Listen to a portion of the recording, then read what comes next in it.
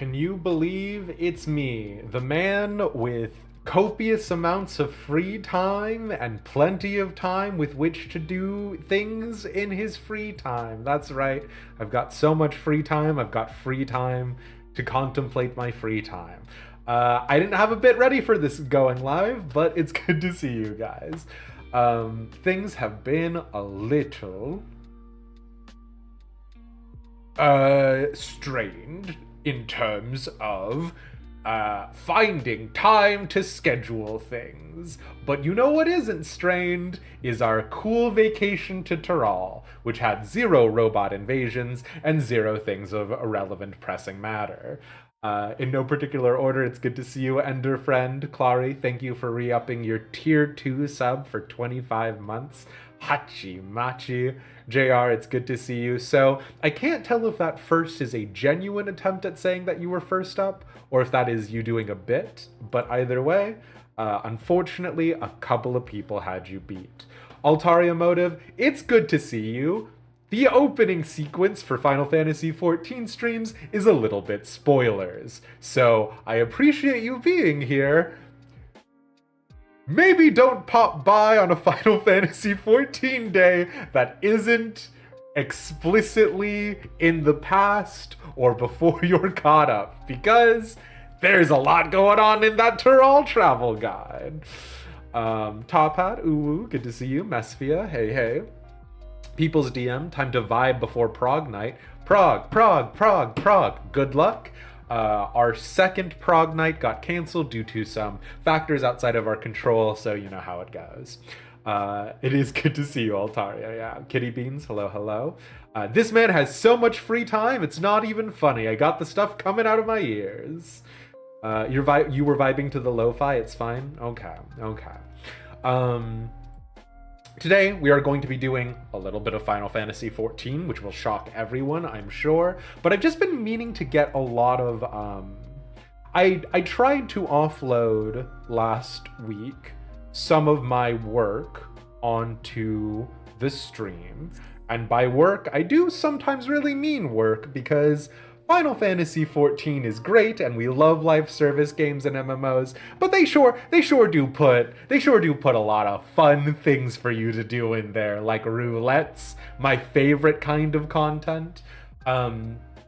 And so unfortunately, trying to make roulettes and things like that into content on stream ended up being a little bit disjointed, both in terms of me actually being able to do it to get any of those rewards and also the time and scheduling therein. So unfortunately, we're going to be streamlining it a little bit more. Getting people together coordinated like that was just a little bit of a time investment.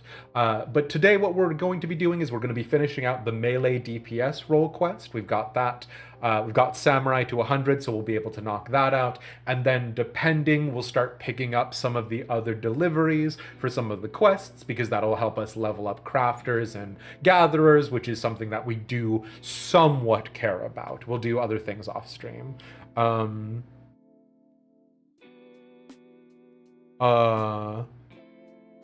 Did your stream freeze for a good bit on the more alpaca? You bet it did. Listen, if there's a good freeze frame to get, it's the alpacas, yeah. Lo-fi beats to travel and explore to. Exactly. Norse Foundry is my #1 most listened to musical artist on Spotify. And #1, I just appreciate Norse Foundry. But #2, it is fully because of stream music, so there you go. You needed the lo-fi before venue opening. Godspeed, Clary. This one is Wanderer's Respite. And yeah, you should definitely go check it out. You had fun making your alpaca pick? Bits aside, it's a genuinely good pick to get stuck on, JR, I promise. But yeah, we're gonna go do the melee DPS role quests, and we're gonna rock and roll. But it is good to see you guys. Again, somewhat without saying, spoilers? Like a lot of spoilers, so... Also, it feels like my audio is different. So let me putz with some stuff on the back end real fast. Let me know if it's too loud, too quiet, the whole 9 yards. But we did pick up the melee DPS quest last time, which was the Hunter and the Hunted. We are going to... Yeah, no, we'll catch you, Altaria. Thank you so much for popping in at all. We are going to be going to Kugane because that is where the melee DPS quest is. We're looking for the Dreamweave Cocoon, which is an artifact from the Tural Vidral that their particular group had procured. The thief was headed towards Kugane, which is where the foremost hunter of their village went in pursuit. We're going to Kugane as well, which happens to be my free teleport. I am not going to go around Kugane dressed like a man going for a jog, but I will go in a suit and tie.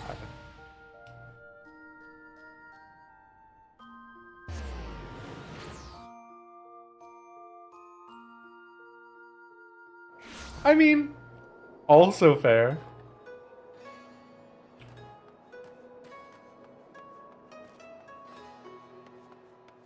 Now I just look like a weeb, which, you know, you could make an argument about that by itself.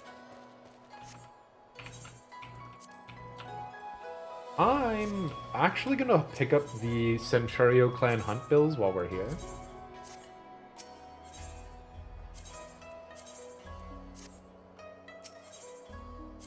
Because these are good Centurio seals. Oh, I shouldn't have re-picked up the elite one. But it's fine. Welcome to the Shiokaze Hostelry. How may I serve you? You're searching for someone. As a matter of fact, I do distinctly remember seeing a Vieira woman of that description earlier, but I'm afraid I could not tell you where she may be now. My deepest apologies that I could not assist you further. I wish you the best of luck in finding her. Also, a part of the reason why we're hightailing it is because we are cutting down those stream times to just a mere 3 hours. That's to give me a little bit of time to work on some stream stuff in the background, and also, regrettably, get you guys set up for what it's going to look like maybe towards the end of the year going forward. I kind of made myself the promise that I was only going to stream full-time for a certain period of time to see its viability as a full-time job, and regrettably, it looks like we're not quite there yet. So it's off to putting this project to the side a little bit, but you get it. Out of all the role quests for Dawntrail, the melee role quest was one of the few that you kind of liked. Really, Waffles? Did you not enjoy the tank role quest? And I'm gonna be honest, is the reason why I enjoyed the tank role quest just because it was set in Ishgard?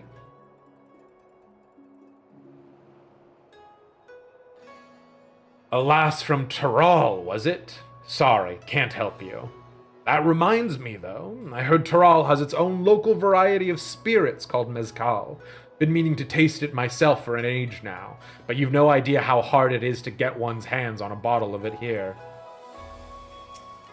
Melee DPS was kinda silly, but kinda good. One part drove you bonkers. Ooh, that's promising.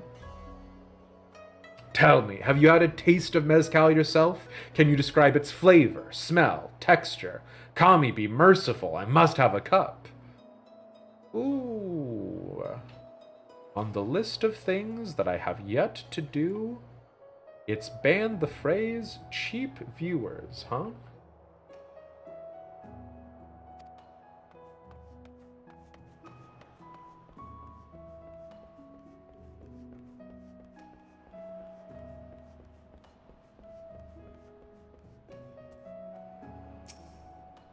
The tank role quest you liked towards the end, the other role quest felt really forced in their humor and got you more annoyed than anything else.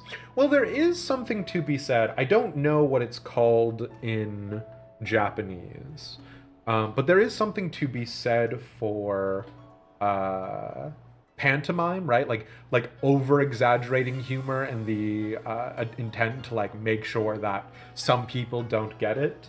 And I was thinking about this a lot with regards to living memory and um, Solution 9 and things like that. Is like it almost feels, and this is going to be a little bit declarative on my behalf for the writers of Creative's Business Unit 3, so God knows. But it almost feels like it was made with the intention of explicitly saying, hey, this is made for the lowest common denominator. We are making this as clear as we can possibly make it. And I wonder how much of that is inspired by the fact that the writers for Dawntrail were the writers for the Sorrows of Werlet, right? And sort of the response that the writers for the Sorrows of Werlet got, and whether or not the response they got was sort of the ones that they anticipated getting. So, you get it.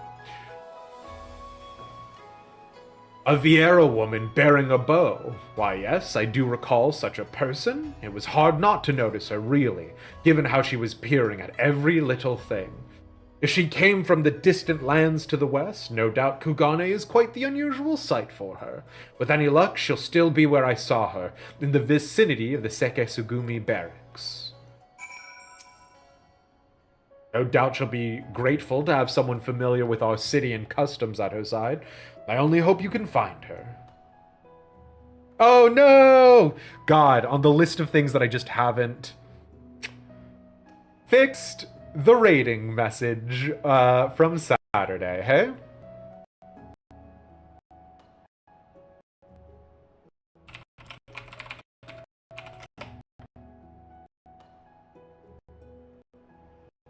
JR is, however, correct. We're not be ignoring chat today. So there you go.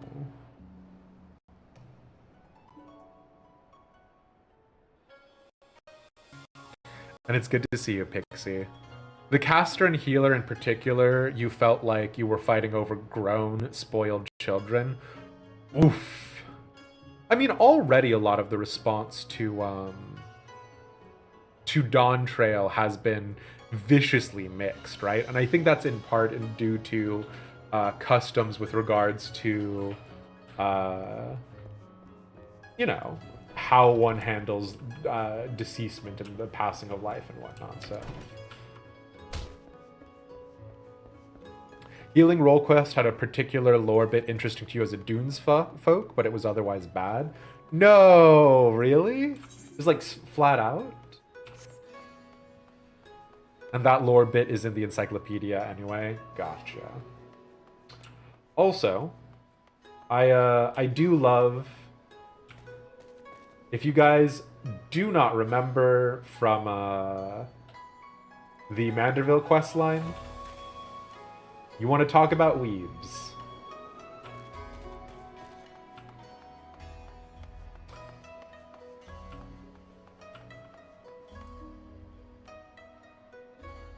The lore was great, the bad guys were agonizing.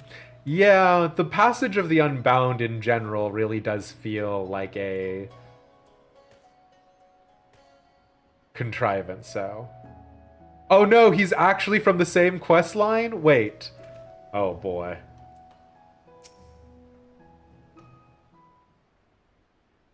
Oh, is he from the Samurai questline? Excuse me, not the Manderville.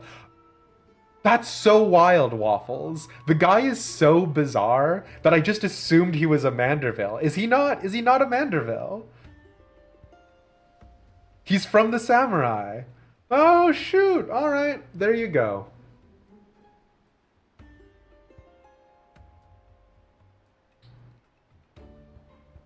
This city is simply too large for me to cover alone. Perhaps it's time I returned home.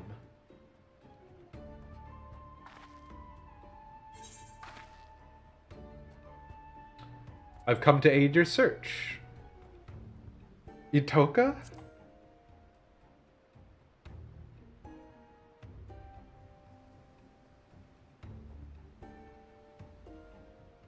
Oh, is that right? I'm grateful, but why?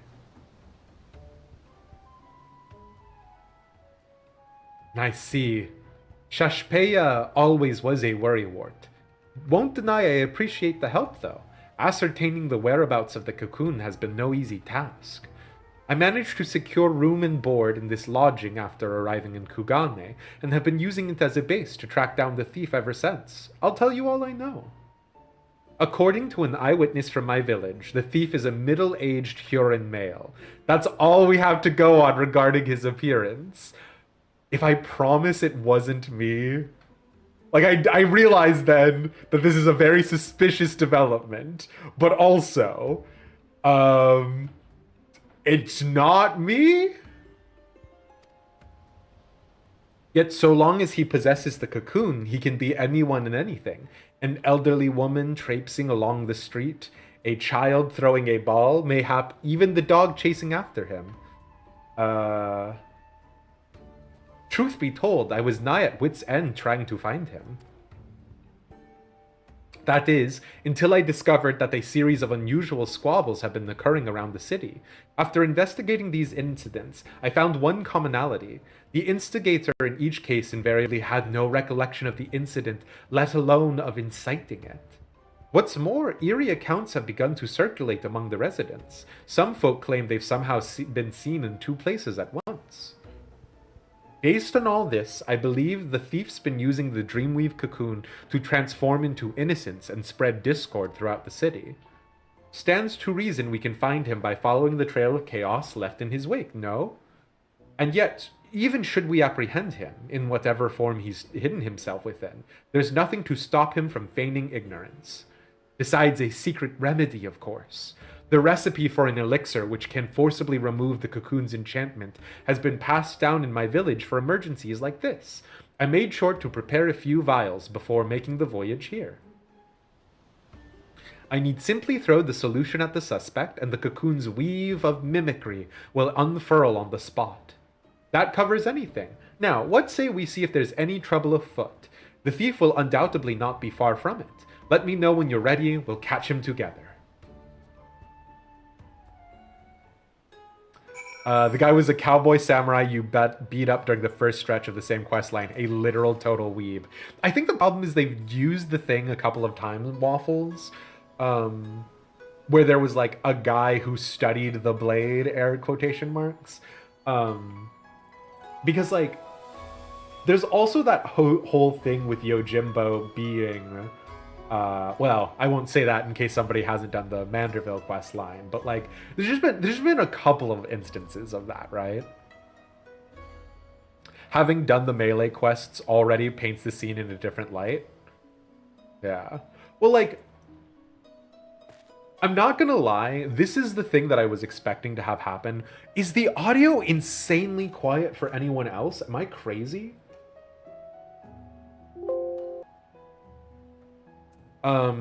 This is the stuff that I was expecting to have happen back with the Asians. Was... I don't think so. Let me double check that. Is that, like, I was expecting there to be a whole thing with Thancred and the Asians body swapping and the whole thing during Heaven's Ward, or was it a Realm Reborn post, when Elidibus gives the Sahagin the ability to, like, body swap. I was so ready for an entire quest line about, like, you can't trust anyone.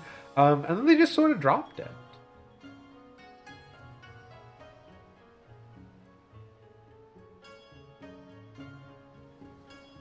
No, it doesn't look like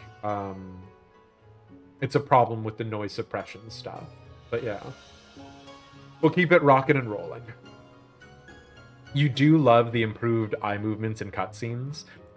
Generally speaking, I've always liked the eye tracking, yeah.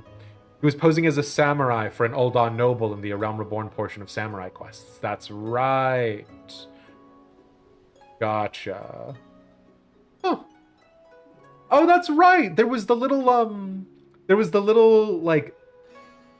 I say little because he's a Lalafell. There was the adult male newsboy who ends up, like, going on and, like, starts a tradition of, like, telling the entire tale in the quicksands in Ul'dah. I'm not gonna lie, I did forget a lot of the Samurai quest line.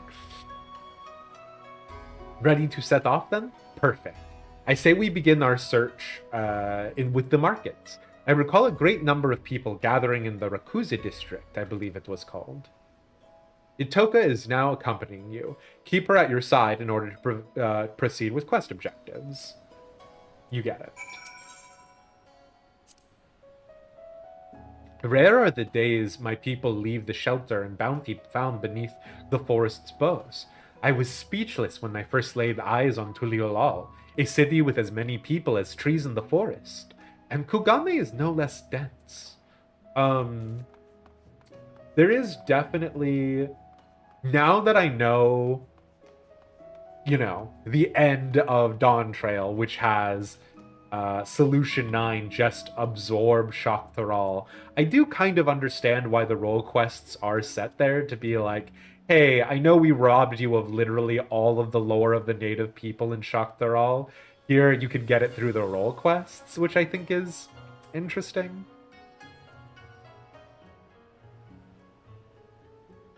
You sort of left those two in the Carline canopy? Well, you know. To think that all of this was wrought by mortal hands. Remarkable. My people have ever lived in harmony with nature, but that doesn't mean we condemn the ways of those who choose otherwise. In fact, in the brief time I've been exposed to settlements like this, I've come to see such places have their merits, too.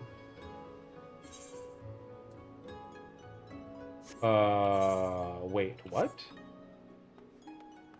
This is not the market district I thought we were going to go to, but fair enough.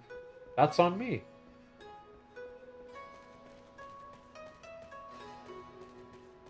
Only if I could only recall what I was searching for. Okay, fair enough. We actually use this exact point of interest in other quest lines, yeah. I wonder if it's a static thing.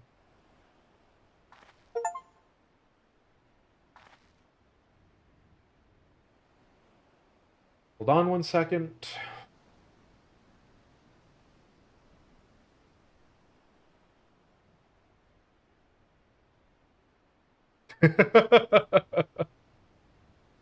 Yeah, I forgot to go offline.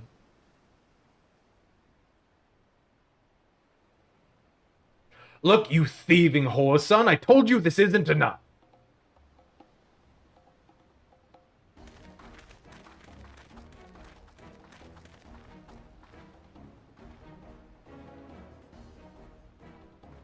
But, sir, that cannot be right. I am sure I gave you your change in full.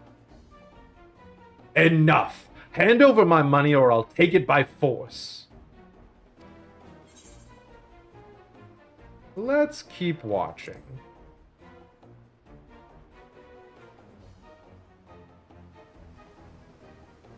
But isn't it obvious? No one gets so worked up over a handful of coins unless they're looking for trouble.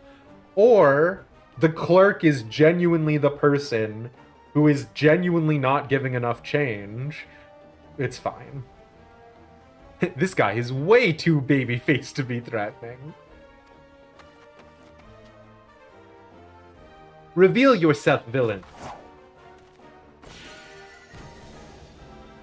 Oh.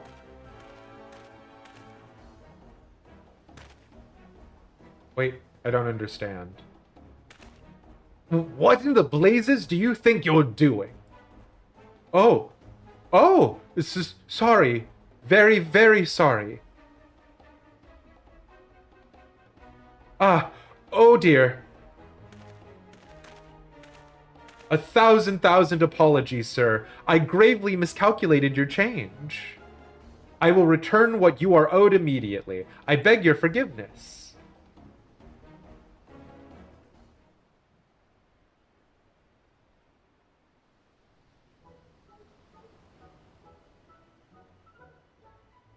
The greatest hunter of their village, huh?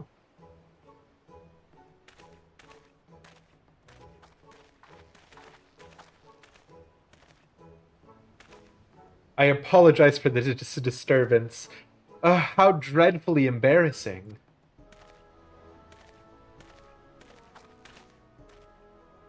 Well, a hunter doesn't quit after a single arrow misses its mark. Best not to dwell on what's done, and instead focus on our next course of action. Let's see how things fare in Kogane Dori. That's where I thought we were going to be going. I don't actually think of the Rakuza area as a market district, which, there you go.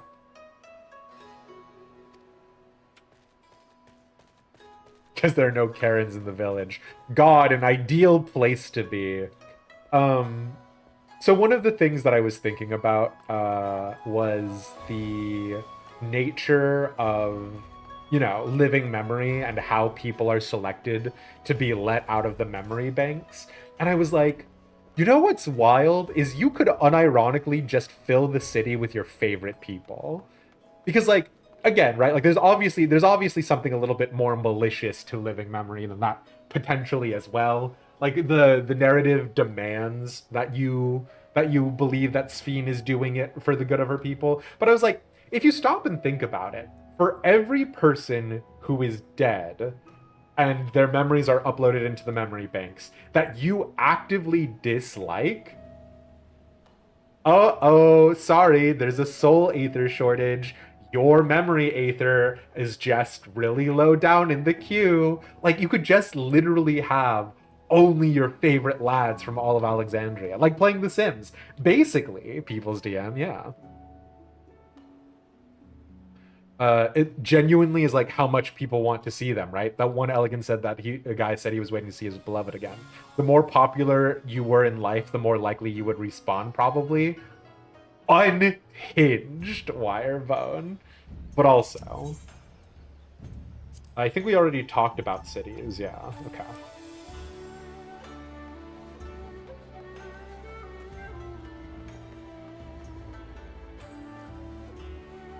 But also,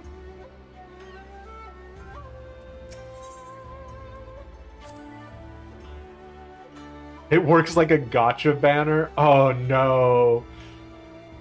Lads, I've been got by a gotcha game, and I will not tell you what the gotcha game is.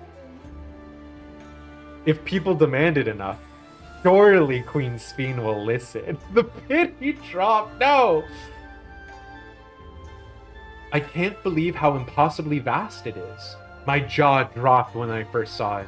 I could hardly fathom where the horizon ended and where the sea began. Before arriving in Tuliolal, I imagined the sea to be merely a larger, saltier body of water than the lake back home. There, we would race from shore to shore.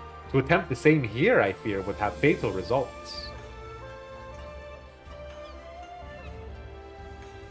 Pulling SSR summer bikini oomphy. I mean, hey.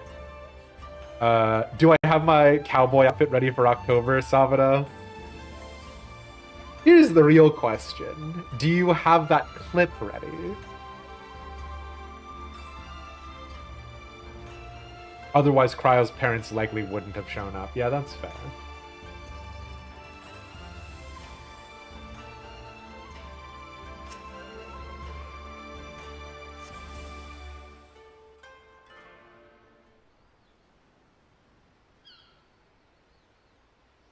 You thought I was just a man of my word? What word, Sabra, what word are you talking about?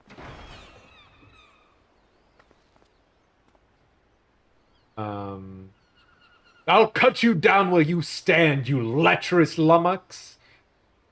Lummox is a good insult.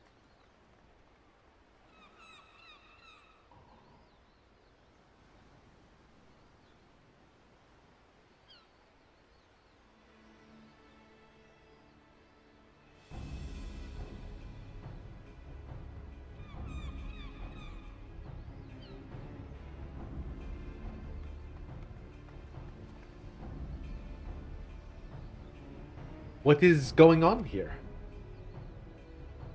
The big bloke yonder allegedly laid his hand on that grizzled fellow's woman. Afraid this may come to blows. Calm yourselves, man. I have not done what she claims. This has the energy of any number of potential problematic ways to be resolved. You dare add insult to injury by calling her a liar? Ignore him. I told you that pig defiled me. Cut him down this instant. There is no truth to her words. Wherefore does she spout such rubbish? Oh boy.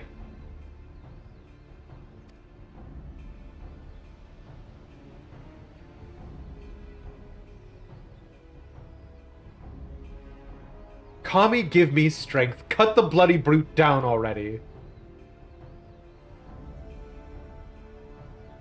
Yes. Not less than your head shall serve as penance for your crimes.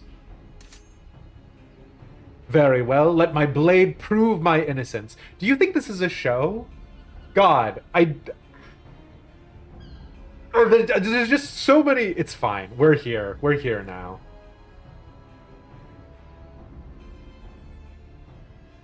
It's her, right?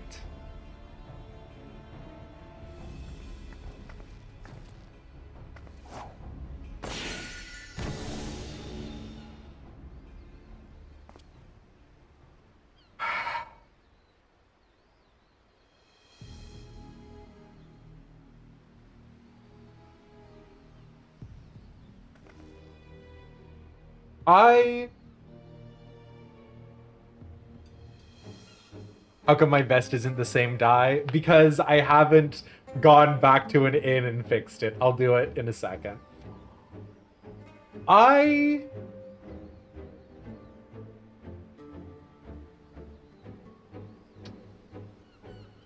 Man, the melee DPS role quest is off to a rocky start. Was that really necessary? No matter. I was growing weary of this petty farce. It's time I moved on to bigger and better things.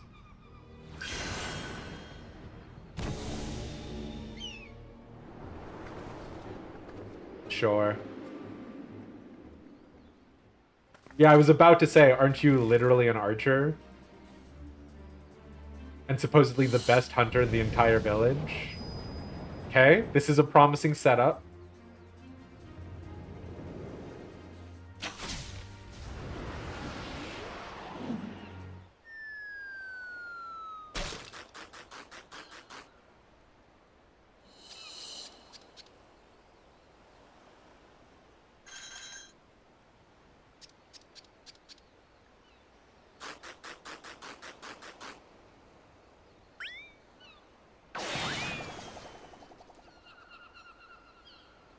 I see.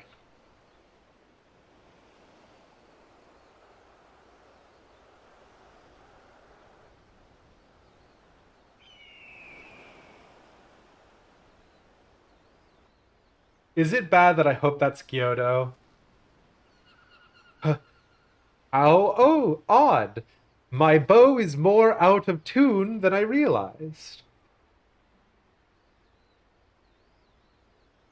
In Itoka's defense, the best archers of this world are literally bards. So maybe bows being in tune is a thing in the world of Final Fantasy XIV.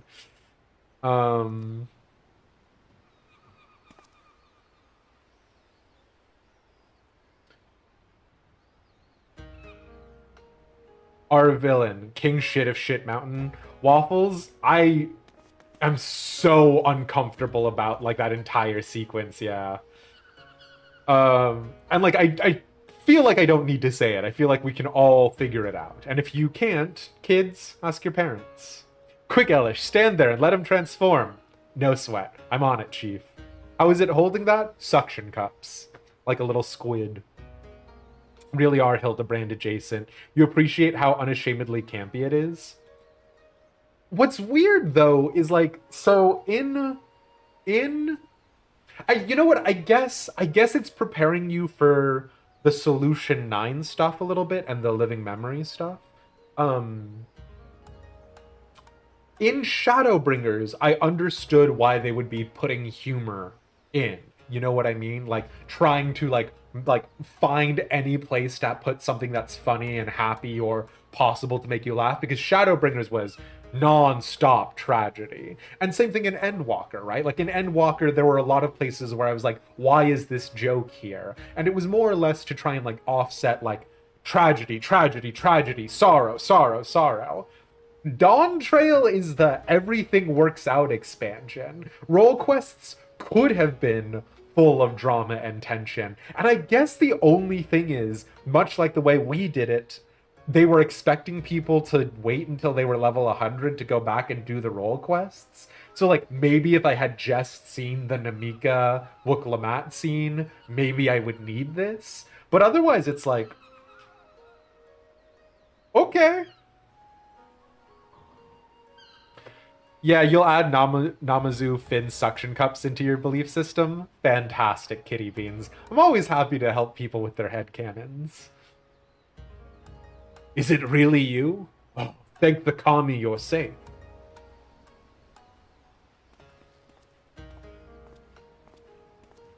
I found her lying unconscious in a nearby alleyway. She could only vaguely recall being attacked from behind before losing consciousness. Normally, I do not feel a lot about the Seke Sugumi, but especially because Hildebrand questline gave me Inspector Briardian, which is obviously one of my favorite characters ever. I do tend to feel a little bit more for whatever stands as the like investigative force for different zones, right? It's a part of the reason why I felt really bad for Inquisitor Cyril and Heaven's Ward.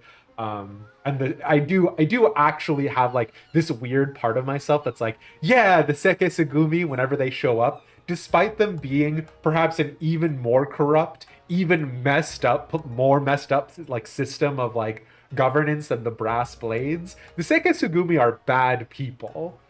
But also, so the villain knocked her out before assuming her visage in a ploy to deceive her husband. I fell for the deception like a complete and utter fool. I do not even know how to begin to make amends. There are no amends to be made. You simply acted as any husband would. Yeah. Okay.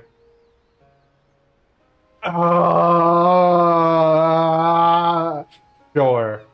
Fine. I see kind of what is happening here. Fine. Due to your involvement, this matter was resolved without bloodshed. The Seke Sugumi thank you. 'Tis regrettable, however, that the villain managed to escape. A criminal who can change their shape at will is exceedingly dangerous. Know that the Seke Sugumi will alert the populace to this menace, and remain vigilant for any suspicious activity in the city. I do feel like the Dreamweave Cocoon is perhaps at face value a more threatening problem than the Cradle of the Endless or whatever, right? Like I see why people would be more worried about a consummate shapeshifter than they might necessarily be about a magical artifact that makes you take a long nap. But yeah. Let's return to my lodgings. I'd like to go over where we stand with our elusive quarry.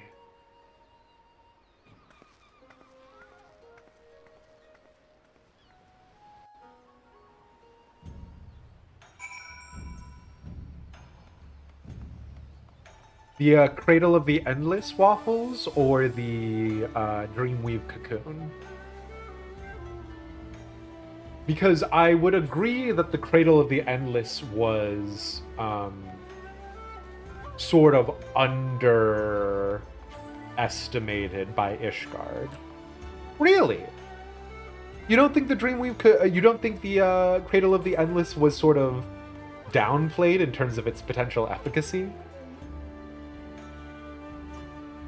Especially when we reveal later that it's like not actually about falling asleep, right? It's more about like absorbing people's aether, so other people need to sleep to try and replenish it. We'll have to have a conversation about it. I probably like the Cradle of the Endless more because one, narwhals, Bismarck, unicorn, etc. Two, Ishgard. But there we go. I did take a little bit of time talking at the top of stream, so I do regret about how short this segment is. We are going to go on a very quick break. You know the drill. It's anywhere between 3 to 5 minutes, and I will be right back. She'll explain why it's so dangerous. In the interest of fairness, we don't know, right? We don't know about the efficacy. Like, because supposedly if you transform into someone else, does that give you their abilities? I'm sure we will get the answers, but yeah, we'll chat more. See you in a sec or two. Boy.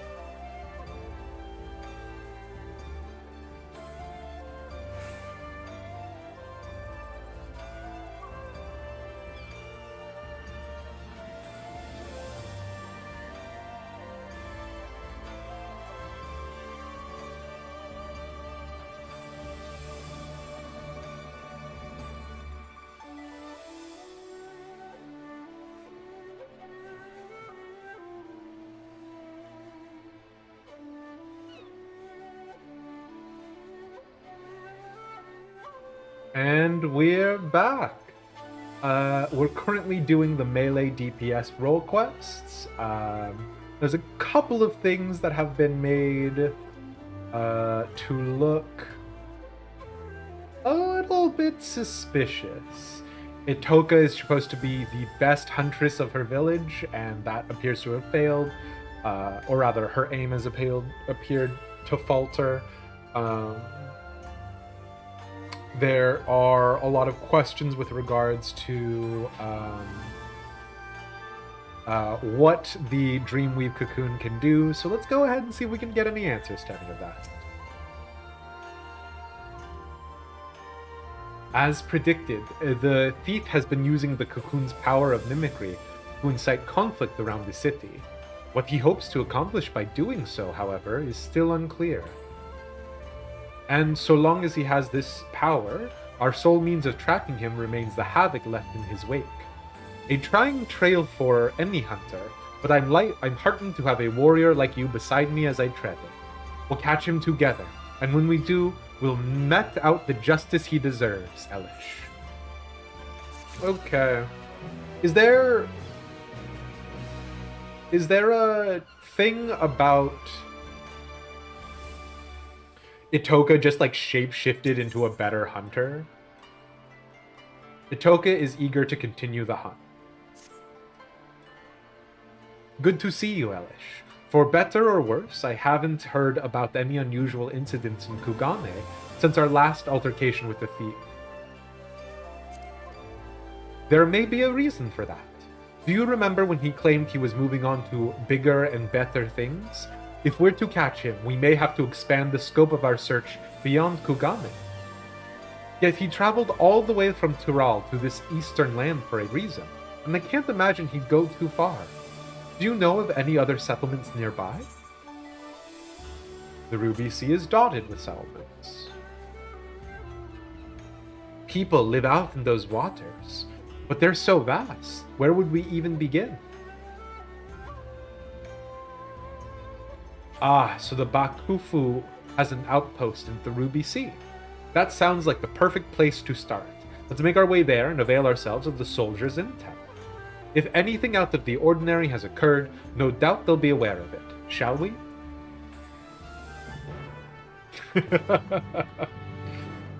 Listen, I would make fun of you for the Ruby Sea mention, but if Ishgard mentions can make me go absolutely crazy, I'll give you a free pass. It is worth talking about very lightly. I hope Shade's Triangle does actually do not something verbatim like this, because what is it called? Crescent something? The new field operations. We got some information about it while in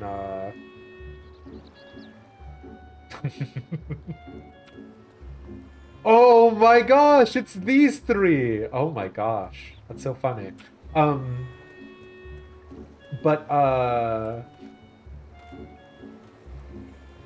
Sorry, my brain turned off for a second. It is a hope of mine that the new field operations will be set on islands that you can like explore and do things with. So much in the same way that the Ruby Price here is so named for trying to protect merchant ships against the Confederacy of Pirates who have to pay the Ruby Price. It is my hope that we'll like come across like interesting islands in Shade's Triangle, like places where people had previously set out outposts and settlements, and maybe we can explore those ruins or do things with that. I think that would be really cool. Is that necessarily what it's going to be? No, but I just want a new field operation, lads. Yeah, the three of them were a part of the Beduga. And the Occult Crescent, thank you, JR. We'll see. I've already spoken about this a little bit previously. It's kind of my hope that it is a kind of like Sea of Thieves, the MMORPG. But, you know, who knows? All right, let's talk to Ikaruga. Also, give us a reason to use the submersibles of FCs. Well, this is unexpected. What brings you to the ruby price? I never noticed before that they don't wear the Seke Sugumi outfits. They're just wearing the, like, samurai fit. Disputes? Strange you should ask. Not even a moon ago, the waters of the Ruby Sea were poised to turn a sanguinary shade.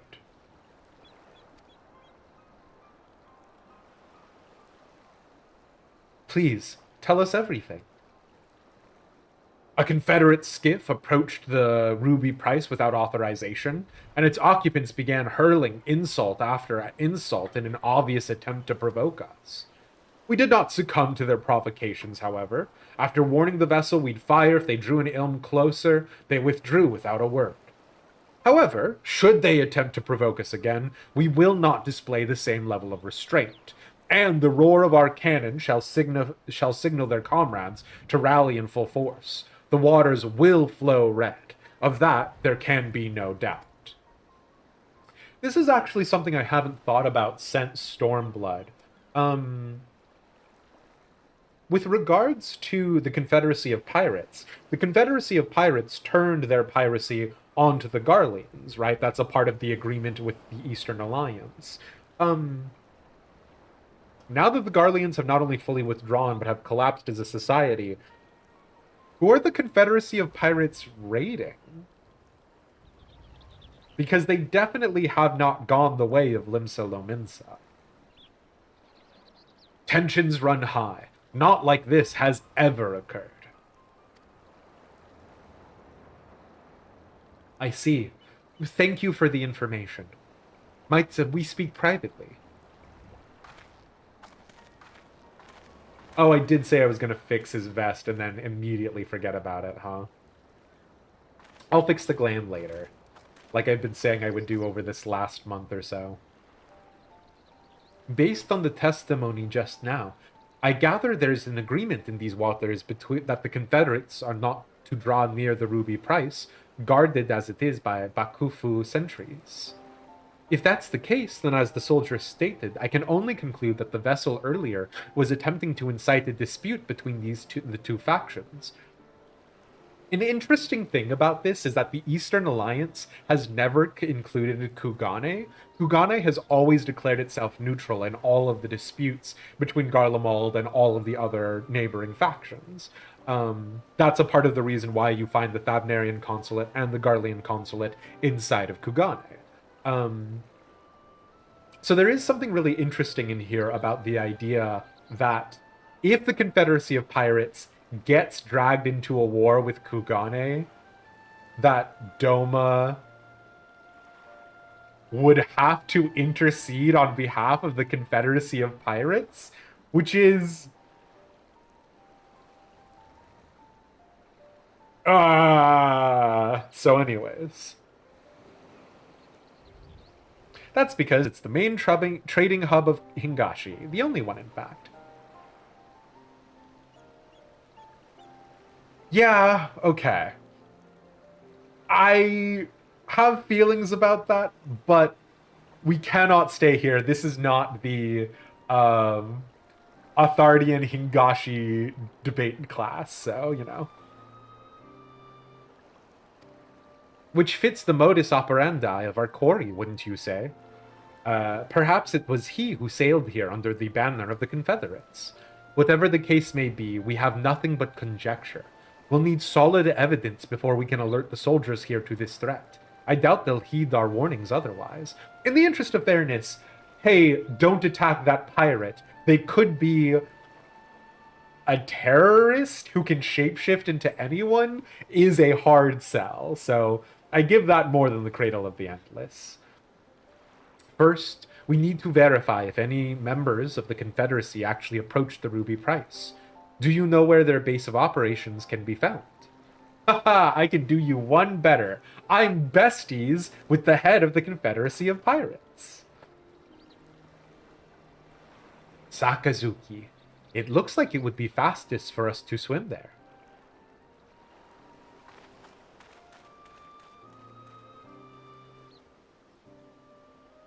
Oh, but we can talk Ishgard forever. I see you, Mr. Streamer. We can talk Ishgard forever because Ishgard is my favorite perfect little boy. You genuinely just think the writers fall short when it comes to Artharian politics and just bend it to the storyline's convenience? Wirebone, I actually have a very similar relationship with... This is not going to surprise anyone, but Genshin Impact and what they did with... Oh my god, I cannot remember the name of the two zones. Inazuma, which is Japan, and... Leeway, right? So I think a part of the problem is that there are a lot of fraught politics inside of both China and Japan with regards to depictions of the other. And so that is a part of the problem with the Ruby Sea writ large, is that if we are to take it to be a literal conversation about Eastern and Southeastern Asia, it is fraught territory. And I do not necessarily blame them for saying Kugane just isn't a part of it, because Japan's relationship with the majority of other nations around the ocean there is complicated. And the same thing with China, obviously, but yeah. Hingashi is based off of isolationist Japan circa pre-1900s, yeah, exactly. When they had only one trading outpost with the entire rest of the world. Fair. Let's not forget that Othard and Hingashi are separate entities. So People's DM, you are legally correct about that. The representation of Doma Castle and the way that the Domans behave, from an outsider's perspective, I think we can all agree is distinctly a more Japanese take than it is necessarily any sort of other continental power in current day Asia, which is a part of the reason why I bring it up. But you are correct. Doma is literally different than Kugane, absolutely. Inazuma, yeah. I genuinely... a lot of my friends think I am insane for this. I do believe that Inazuma in Genshin Impact is as bad as it is for external influences, for lack of a better phrase, but yeah. What? Absolutely not. Not a one of my Confederate brothers and sisters would approach the Ruby Price without authorization. Those cowardly Bakufu dogs must have concocted this baseless rumor to get a rise out of us. Uh-oh. You do also have a side quest that I could grab, huh?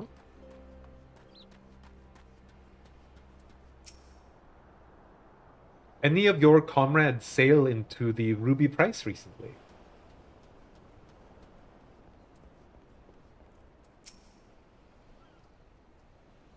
The soldiers at the Ruby Price said that, did they? Pardon my language, but that's a load of shite. We have no interest in Hingen waters. If anything, I've seen their skiffs encroaching on our territory of late. If you ask me, they're the ones thirsty for blood. It is exactly as was expected, which is not intrinsically a bad thing.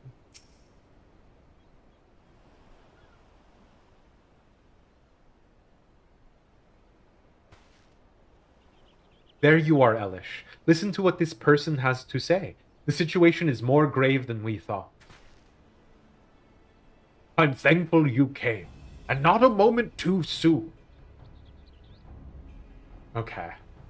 In a world in which everyone is a shapeshifter, like, she hasn't been using her potions, right, to, like, undo the Dreamweave Cocoon's veil. Has this man been properly vetted? Also, is this man wearing an amulet of a Moogle? And if so, where can I get one? So that way I can crush it underneath my heel. Captain Ratio hasn't been acting himself, you see. Normally where he goes, Tensui goes, but not today. He showed up just earlier by his lonesome and ordered us to gather as many heads as able to join him on the Isle of Becco to attend to some pressing business. Normally I'd oblige the captain without a moment's hesitation, but I had a feeling something weren't right, so I asked him what manner of business. We're gonna set the ruby price ablaze, he says. The bloody ruby price. Tried speaking some sense into him, but he weren't o' a mind to listen. Walked off saying he had no need of craven bastards like me. Look, I don't know what's gotten into the captain, but it can't be anything good. Please, go to the Isle of Becco and stop him and me comrades before it's too late. It's a part of the shirt. Gotcha. For one easy payment of $8, of course. This ratio acting strangely can't be a coincidence. We need to get to that island, and quickly. Do you know the way? The Confederacy of Pirates is intrinsically not a centralized organization. Like, it is... Okay, sure, fine. Got it. We've not a moment to waste.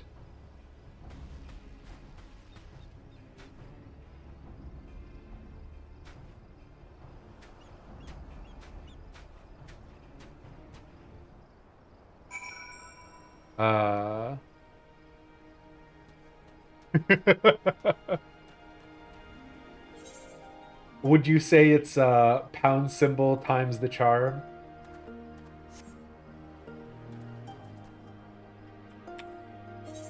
I do genuinely appreciate you looking that up and knowing it, JR.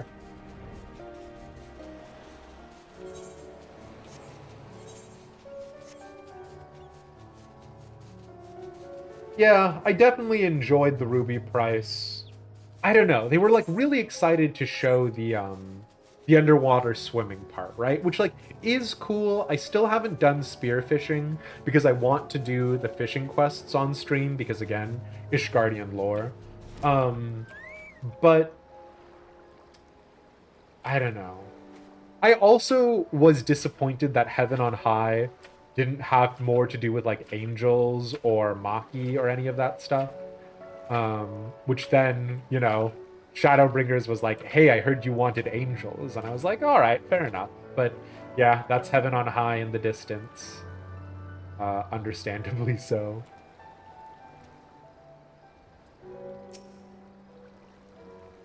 I hear voices. Seems they've gathered up ahead.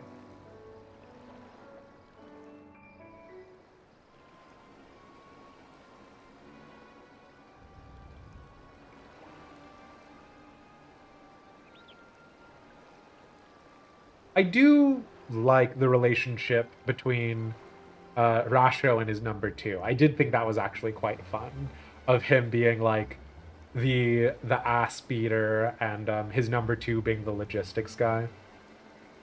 Tansui, thank you, Wirebound. Heaven on High. We have Alligans and Dodos and a legendary horse. It's fine. I will not get started on the legendary horse. Those scum think they can encroach on our territory and get away with it. I'll be damned if we let 'em. Tonight we lay siege to the ruby price and seize it for ourselves. But are you sure? If we do this, we won't just be starting a battle, we'll be starting a war. You've been acting strange, Captain. What's gotten into you? Silence! I didn't ask for your bloody opinion. Dude, you have literally picked the worst organization in the entirety of Othard and Hingashi to do this with.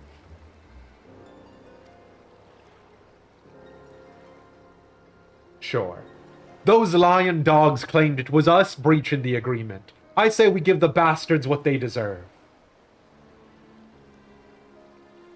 I do love the smirk emote getting a little bit more use. You're not welcome here. Begone if you value your lives. You're a terrible actor.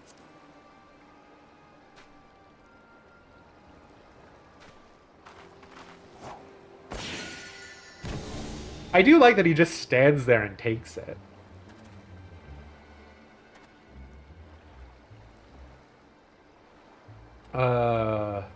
You saw through my disguise once again.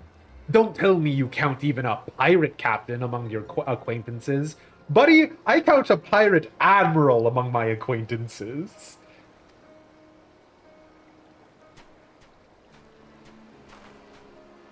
What are you trying to accomplish? Why incite such conflict wherever you go? Why? Sorry to disappoint you, but contrary to the passage of the Unbound's prattling about freeing the world from the tyranny of government, I have no grand designs. I merely wish for everyone to show their true faces. Folk love to put on airs of sophistication and virtue, but push them towards the edge, and their masks slip off to reveal the monsters underneath. They'll go for their neighbor's jugular to save their own skin. You've seen it for yourselves. It's quite the spectacle.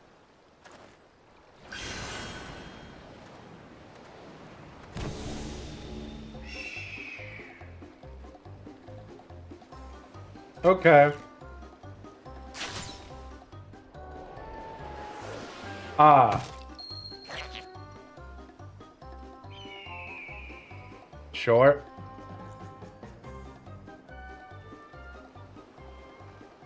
Damn it, the winds are too strong.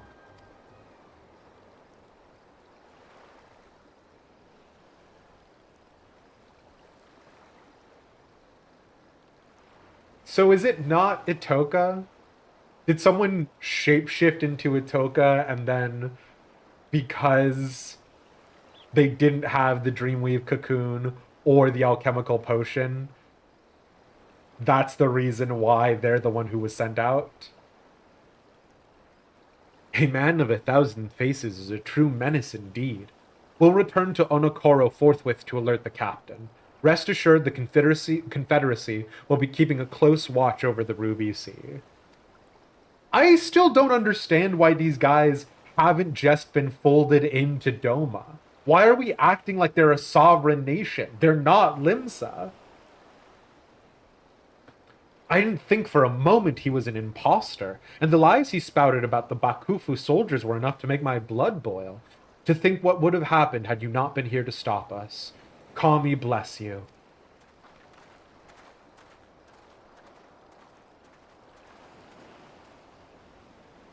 All he wants is to expose people's so-called true faces? That he would use the cocoon for such a petty cause? Unthinkable. Let's return to Kugane for the time being.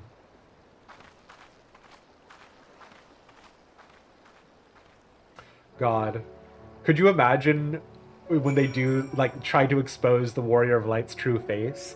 If the Warrior of Light's face is removed and underneath is just a gaping maw, a black hole, devoid of personality.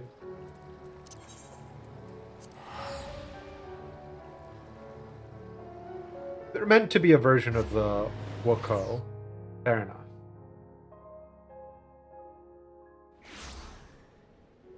Okay, before we keep going, it is actually going to bother me now that it's been pointed out. I do need to update my shirt.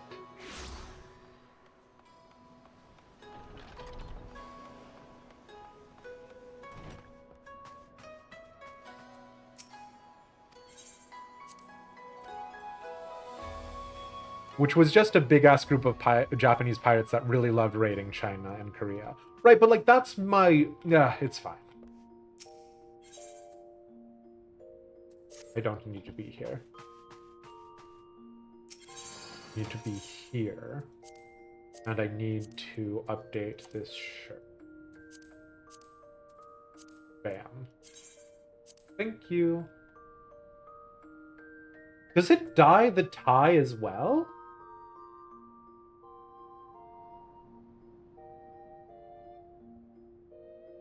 Wait.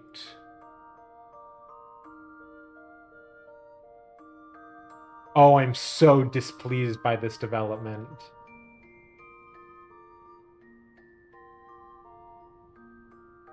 It's fine. I simply must continue. It's fine.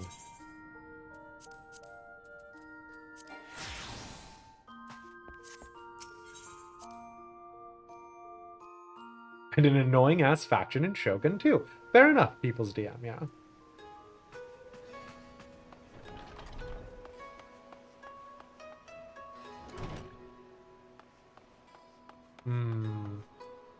I would never use an out-of-game enhancement. Squeenix, call me. But yeah. I have a friend who has been non-stop chiding me for my, like, the whole thing about not using an emulator on stream, because I'm like, maybe someday I can get the Nintendo deal. So, you know, anyways. I would never play with any sort of third-party tool whatsoever, Smile. Oh, Japan. Damn it all. I can't believe a bastard like that. Ah, forgive me. I find myself more disgusted by that villain each time we speak with him, or each time we see him, and to think all of this is driven by small-minded spite. From what I could gauge, he didn't fly towards Kugane during his escape. I believe he seeks a new settlement to terrorize. Now that the Confederacy and I are acquainted, I'll see if they can't help me sniff out his roost. No doubt where there's smoke, he'll be there stoking the fire. And I suppose I'll use this period to tend to my bow. Next time my arrow will fly true. What a bizarre sequencing, though. The only out-of-game enhancements you use are glasses. They let you see. And Excel spreadsheets. You need corrective lenses to see anything. I am actually notoriously nearsighted. So if you want to know if it's a imposter of me using the Dreamweave cocoon, I can literally only see this far away from my face. Anything outside of this range, blurry as all get out. So Itoka appears to have found a new lead. Wonderful, you're here.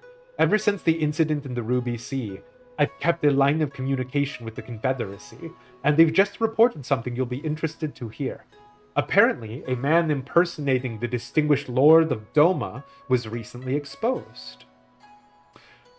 Oh, Hien. One of the Lord's retainers saw through the pretender's facade while he was attempting to stir up trouble in the Doman Enclave. The impostor then reportedly transformed into a hawk and fled. Clearly, our quarry now nests in Doma. I'd like to resume our hunt immediately, but I'm not sure where he may go after his failure in the Enclave. Do any locations come to mind? A town in Yangsha called Nama, you say? That sounds promising. The extent of your knowledge is truly remarkable, Elish. Then without further ado, let's make our way there, and see if the residents have noticed any unusual activity. Oh, me too, Yaris Starter. You're also nearsighted, but not quite that bad. Oh, you found out when you were in high school and kept getting headaches from sitting in the back of the classroom. There's truly nothing worse than being nearsighted, but like not fully. Actually, you know what? Sorry. This is going to be insane for anyone who's watching, but I do have a bunch of priority Aetheryte passes. And what I do regularly is I do go up to this Aetheryte, go to the Ruby price, and that makes my teleports ever so slightly cheaper. And I am going to do that right now, because that is how I always play this game. Because I do let Aetheryte prices dictate my actions. But yeah, headaches from not having your glasses, and you're like squinting, trying to like perceive and process things, literally the worst kinds of headaches. You're exceedingly nearsighted, been so since you were a young child. Woofa duffa waffles, I apologize for that. I genuinely can't remember if I had nearsightedness as a kid, or if I did actually make it worse like my family suggests, because I was always playing my Game Boy Color like underneath my mom's sewing table in her shop, or like in the dark underneath some covers. So my family always told me I needed to stop that or I'd ruin my eyes. So maybe I did ruin my eyes? I've never thought about it much, but yeah.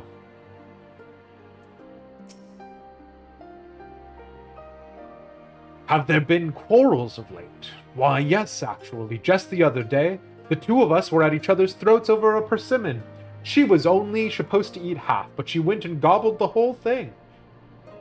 In the end, she purchased this one by way of apology, so I let bygones be bygones.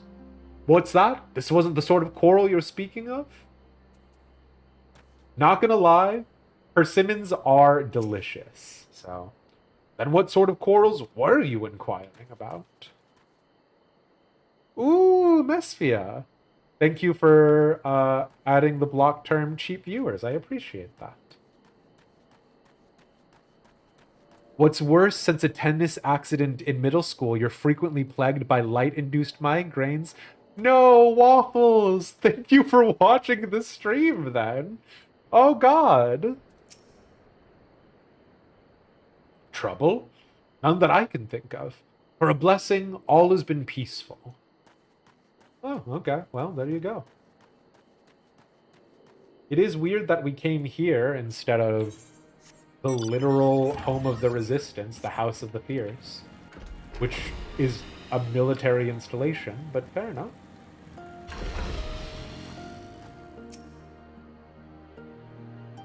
By the Kami's grace, our quaint village has not seen strife since the Imperials were ousted. There have been news, however, of a man impersonating Lord Hien at the Enclave. As I am told, when Lord Hien voiced intentions to invade Nangxia, all present grew wary of the individual. Nangxia mentioned? None more so than Lady Yugiri, who saw through the farce immediately. After he was exposed, the villain fled the scene with haste. Unfortunately, efforts to find him have not borne fruit.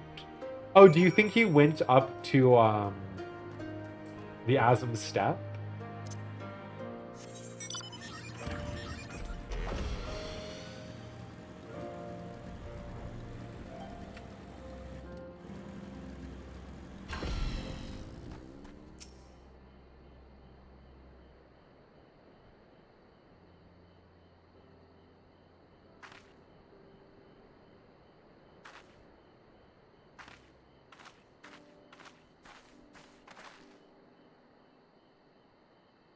Yugiri, who is historically shown to go for the kill, did in fact not go for the kill on an imposter who harmed her lord.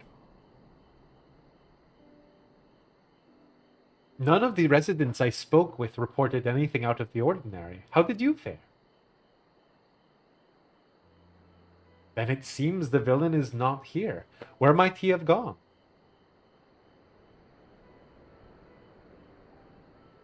Huh? What are you doing here?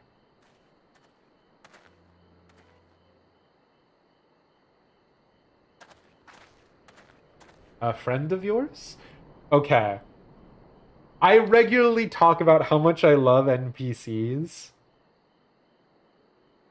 I have not a freaking clue who this is.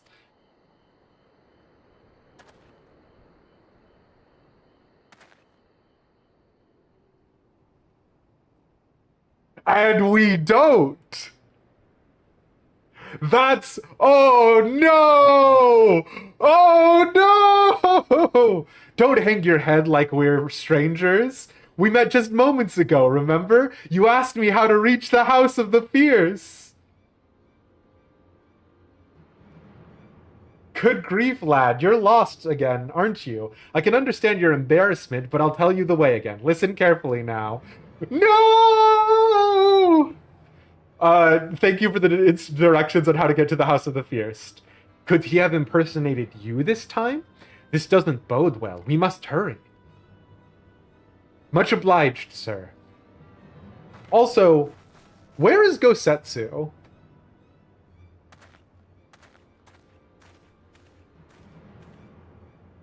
Because I know at the end of Stormblood Post, he's like going to like vibe out, basically, for lack of a better phrase. But where is he? He's wandering the world as a monk now. Yeah, okay.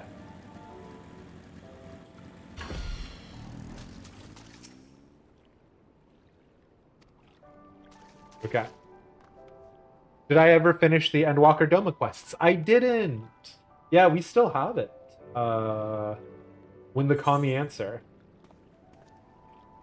Yeah.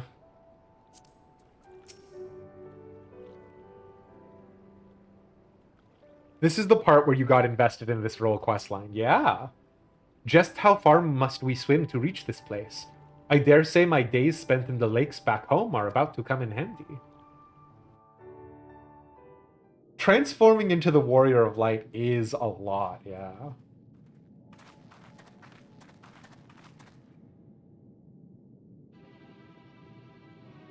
That's so funny!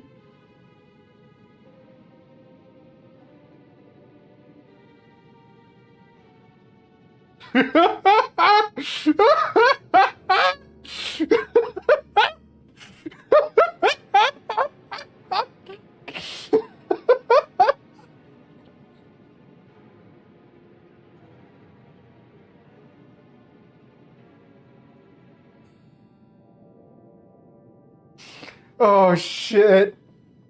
Oh my fucking god, you're so right, JR. Literally perfect. Oh my god. My friends, it's come to my attention that the Khan of the Azim Steppes' mighty Oranair tribe conspires in the shadows to invade Doma. We must not give them the chance. Invasion would mean all-out war. There is only one solution. Under the cover of darkness, you must assassinate the Khan. Only with his death can this crisis be averted.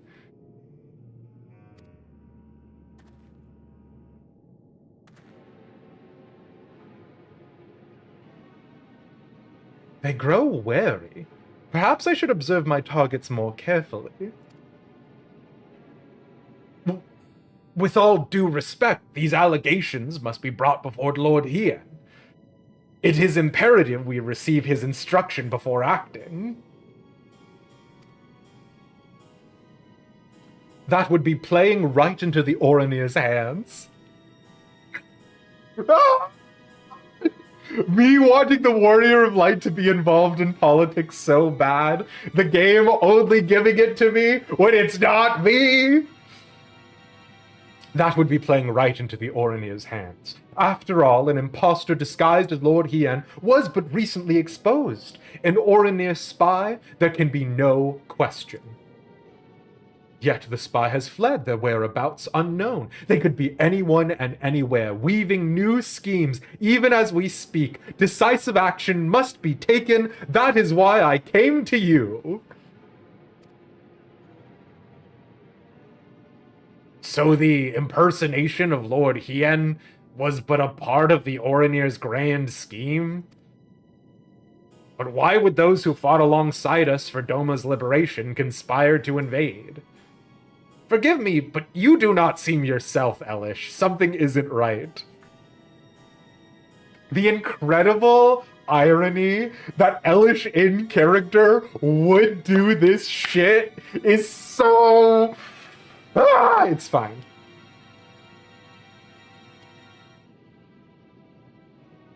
Because I am desperate. A shadow looms over Doma, and only with your help can I cast away its dark pall. Please lend me your strength.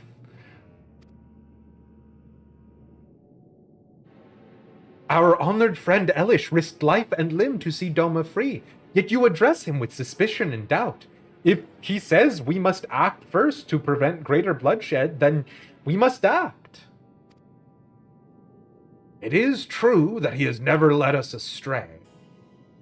Brothers and sisters, let us join hands with Elish once more to drive back the shadow rising over Doma.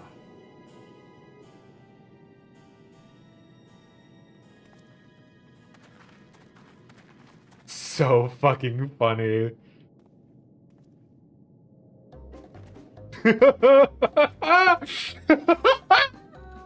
No! Not the freaking cloud music! Oh.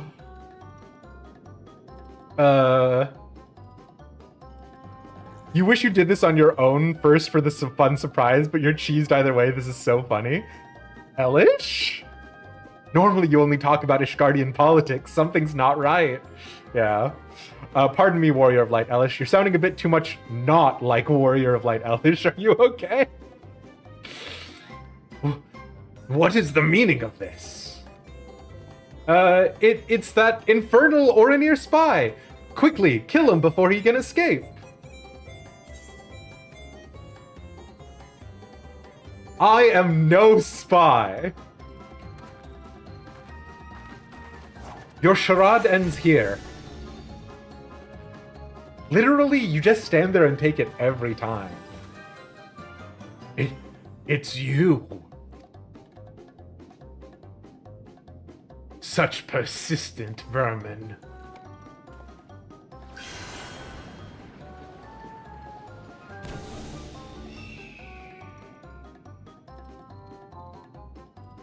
You pick the second option?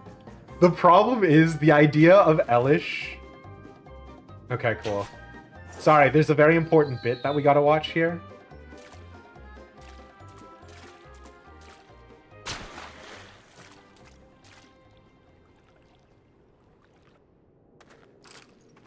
Okay. The problem is that the idea of Elish going to Doma, trying to instigate a war between Doma and the Azim Steppe for reasons has me so cheesed, to use someone else's parlance. Yeah. Why the Namazu Neki? It's the traditional Namazu fish eating situation. The problem appears to be your aim, not the bow.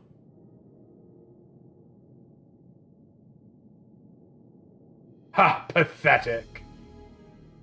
You're nothing like that other girl. What was her name? Ah, yes, Itoka. She was fearsome, that one, right up until the moment I drove my blade into her back. No! No!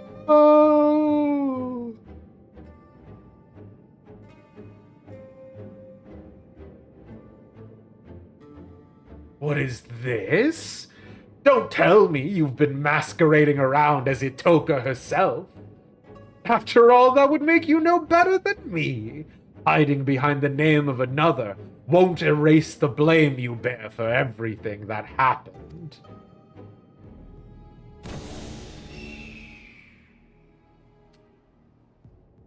Oopsie poopsie.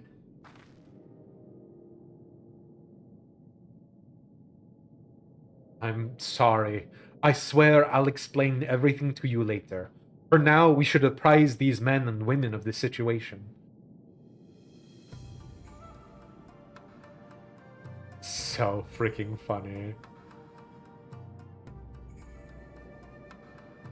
To think he can transform into anyone. A truly fearsome ability. I shall alert Lord Hien to this threat immediately. Rest assured that all of Doma will be on alert. This is what I thought we were going to do with the Asians body swapping and body snatching. Ugh, it's fine. It's fine. It's fine. I was completely fooled. I have no words to express my shame. Upon speaking with you again, I realized that though the imposter assumed your guise, he had neither your spirit nor your grace. Okay, you don't need to kiss my ass with the fact that you've already been fooled once. It's fine. It's a perfect copy. I get it. It's fine that you did mistake someone else for me. Forgive me. I will not fall for such a farce again.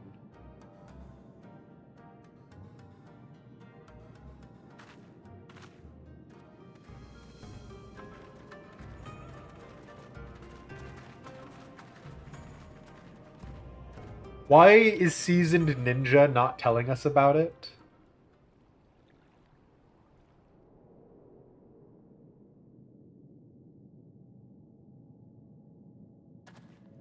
Oh, okay. I guess he has to come back when he's not with his friends. Might I have a word? The man impersonating you earlier, I'd recognize his face anywhere. Without a doubt, he is Samidare, a childhood friend. You know him? Please, you must tell us everything. He had to load the convo and build up his courage to talk to us about the truth. I have known Samidare for my entire life. We learned the shinobi arts together, you see. Oh, isn't there a whole thing about the guy with the kabuki mask in actual Ninja Quest line? I actually haven't finished that. My ninja's like level 50, so we could knock that out, but I haven't done anything with it. Roughly 25 years ago, we engaged in our first battle as proud ninja, defending Doma against the Empire's invasion. With every fiber in our body, we met their mighty Magitech with nimble ninjutsu. As if moved by our resolve, the mighty auspice and guardian of Doma, Tamamo Gozen, appeared on the field of battle to aid our cause.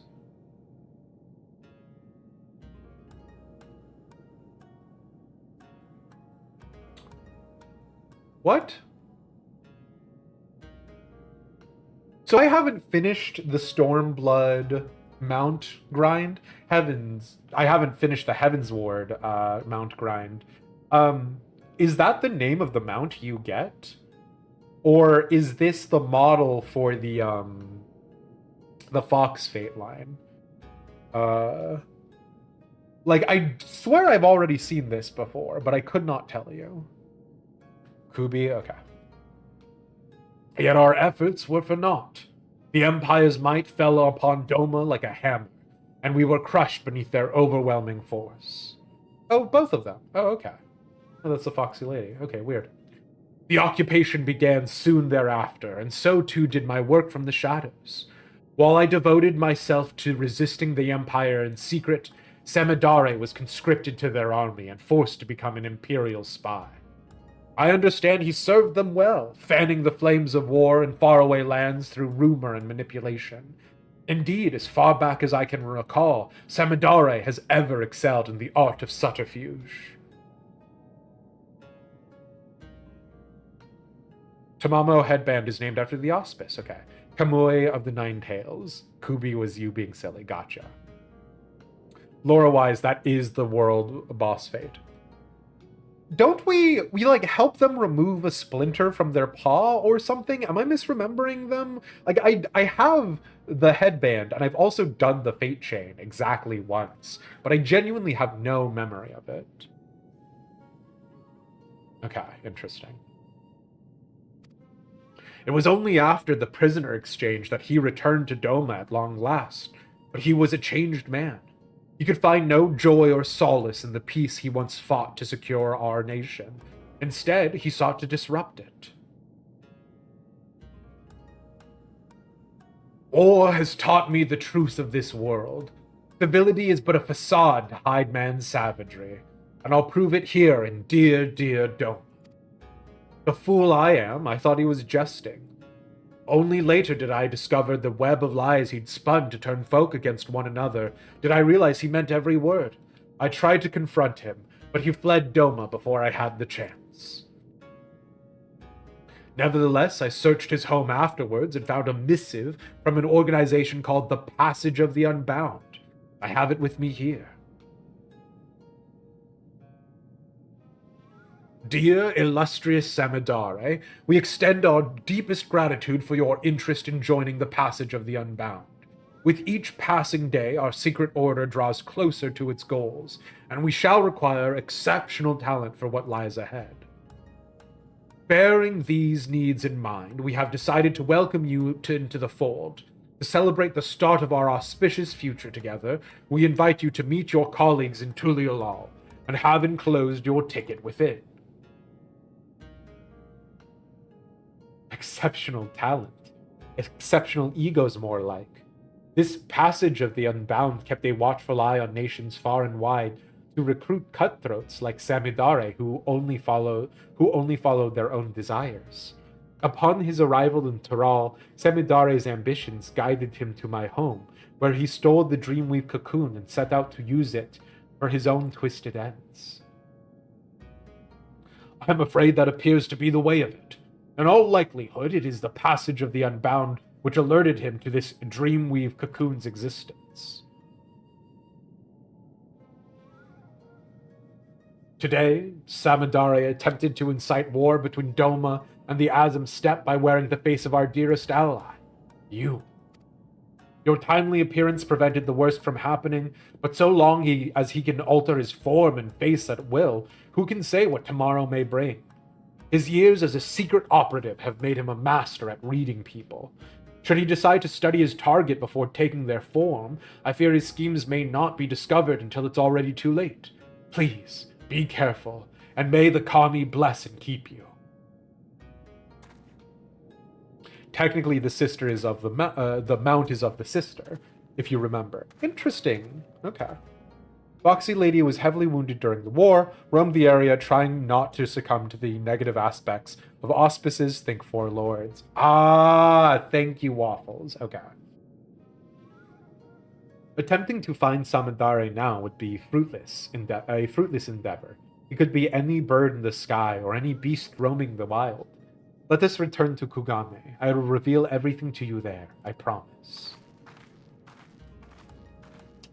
Interesting. It is interesting that Samandare did not try to fight anyone as us.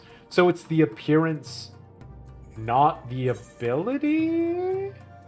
Like, does he not just become the warrior of light? Is he not as strong? Is he not as able? Because in that instance, that would explain why Itoka is not as good of an archer, or Itoka is not as good as an archer as the actual Itoka.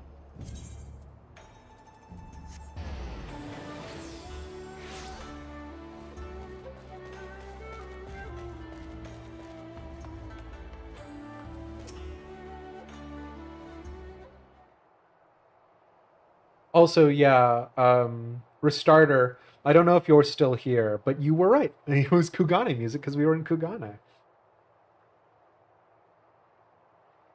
I'm grateful for your help today, Once again, I let our prey slip away. The only silver lining is that we know who he is now. Gotcha, Waffles. But more importantly, I apologize for deceiving you. As Samidare said, I'm not the greatest hunter of my home. I'm not Itoka. I'm Yuki. I hail from the same village as Itoka, and I too am a hunter. But only in name. You've seen my aim for yourself. You had my stream up when you were in a Dawntrail dungeon and were so confused why you heard Kugane music. Listen, I'll go run Shisui of the Violet Tides next for you, Restarter. Yet most shameful of all is that it's my fault the Dreamweave cocoon was stolen.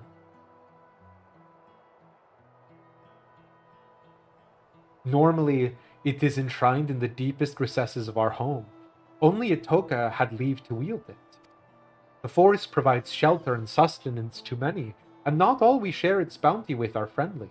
When great beasts threaten our home, the cocoon's power may be used to protect our lives. Yet I used it for my own foolish desires.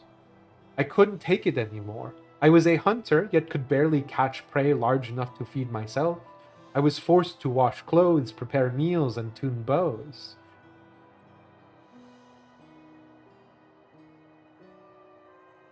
What is the opposite of imposter syndrome? I guess just envy? I don't blame people for having that, right? It's a human feeling. Just once, I wanted to be acknowledged. I wanted to feel pride. So I used the cocoon's power to transform myself into Itoka.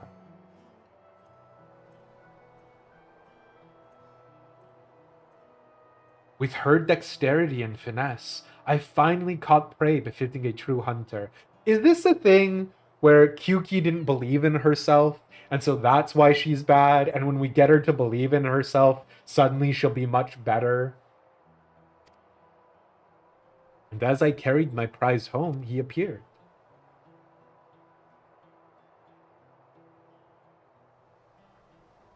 I found him collapsed in the middle of a beaten path. I never had reason to mistrust someone before, so I approached to nurse his wounds. Yet the moment I drew close, he knocked the cocoon from my grasp and struck me unconscious. He was long gone by the time I awoke. I confessed my sin to the village elder, and in her boundless grace she forgave me. But I could not forgive myself. I left home that very eve in secret to pursue the thief, all the way to Kugane. After several days of fruitlessly scouring the city, who should I see but Yatoka as our most exceptional hunter? As our most exceptional hunter, it came as no surprise the elder had charged her with recovering the cocoon. Oh my god, I thought. Oh my god.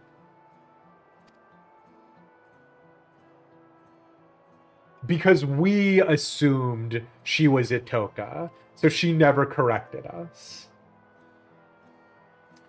Damn, she was a redhead too? Kyuki, you really fucked up.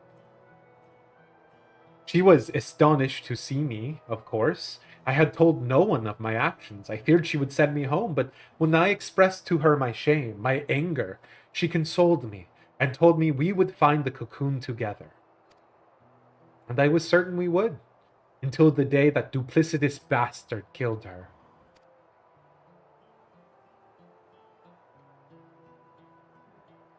You appeared soon after her passing. I thought with someone as strong as you at my side, maybe, just maybe I could avenge her. So I lied. Like Samidare said, no better than he is. I'm an imposter, but my desire to reclaim the cocoon is every bit as strong as Itoka's was. I am so sorry for lying to you, Elish. I hope that you can find it in your heart to forgive me, and continue to aid me in reclaiming the Dreamweave cocoon.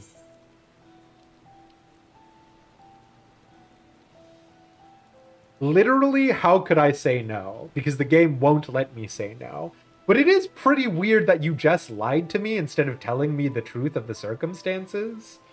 Like, bizarre. Okay. How could I say no? Thank you. I know with you at my side, I can keep my promise to Itoka. For now, I'll remain vigilant for any news regarding conflict in the region. Please do pay me a visit when you find a moment to spare. I'm counting on you.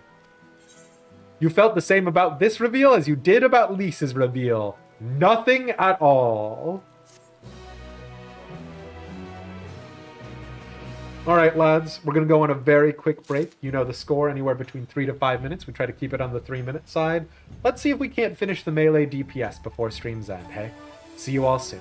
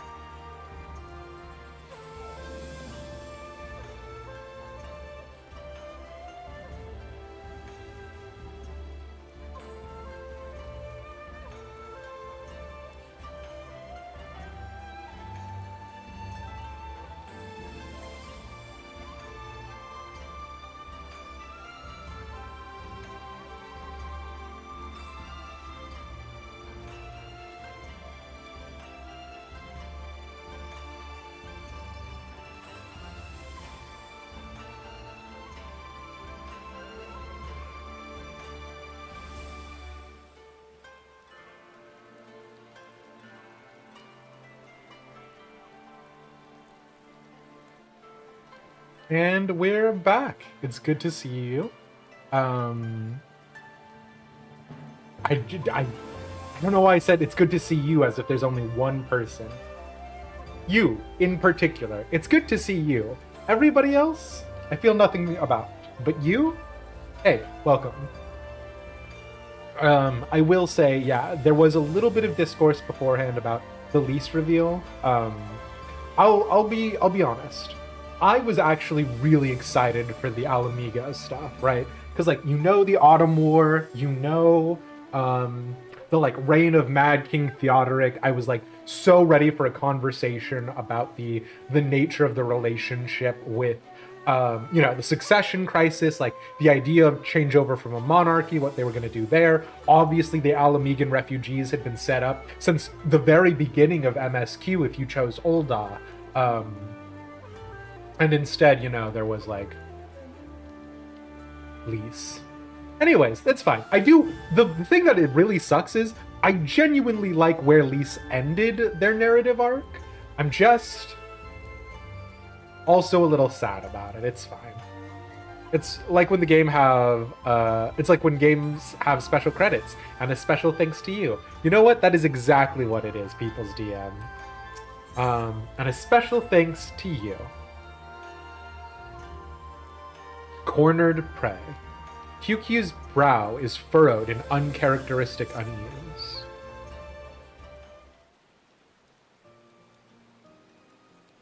Elish, I'm so relieved to see you. I thought you might resent me for lying to you, that you might refuse to lend me your help again.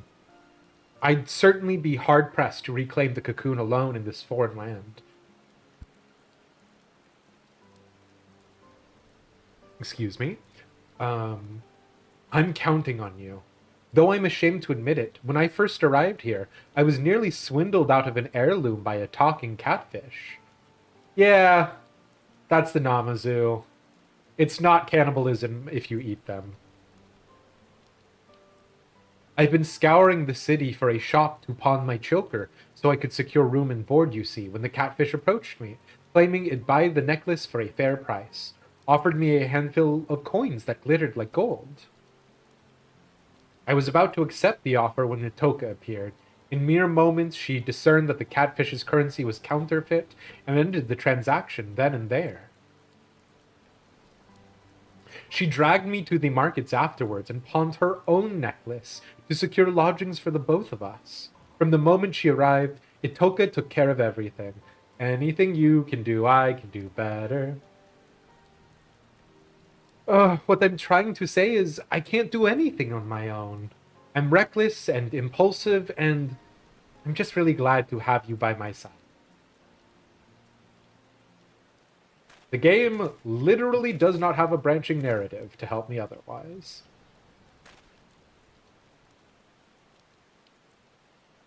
It's been some time, my friends. Pray forgive my sudden visit, but I come bearing urgent tidings. Ah, we spoke with you at the House of the Fierce. What brings you all this way? I was able to make contact with Samidare. I told him I was willing to make amends and join my oldest friend in exposing the lies in people's hearts. He responded most eagerly and bade me meet him in secret. Oh, wait, really? Did he say where? Aye, Hell's Lid. I had a mind to lay an ambush for him, but not knowing the extent of the power he wields, I thought it best to seek help. And so I come here to beg your aid, Elish. Your strength and valor are unequaled, and we cannot apprehend Samidare without you. We may never get another chance to catch him unawares like this. There's no time to lose. Wait. Forgive me for speaking plain, Huntress, but I fear we would only be a hindrance to Elish when the fighting begins. Let us go to Hell's Lid by skiff and meet his after the villain is subdued. Weird, okay. So this is obviously Samidare, right? Lisa's alright. She's in an alright spot, but you feel like they could have done a better job with her character in Stormblood. So much better, along so many different axes, Waffles. Yeah. Gyoto. I absolutely would kill, skin, gut, saute, and eat Gyoto. The thing with you is, it's still the same character with a different name. I didn't know the original Ida or the original Itoku, or Itoka, so you didn't have an opinion on the reveal. Very fair, yeah. Oh, I take your point. You're right. Without us there to distract him, Elish can focus wholeheartedly on the battle. Do you not see why this is suspicious? Do you not see why this is a fake?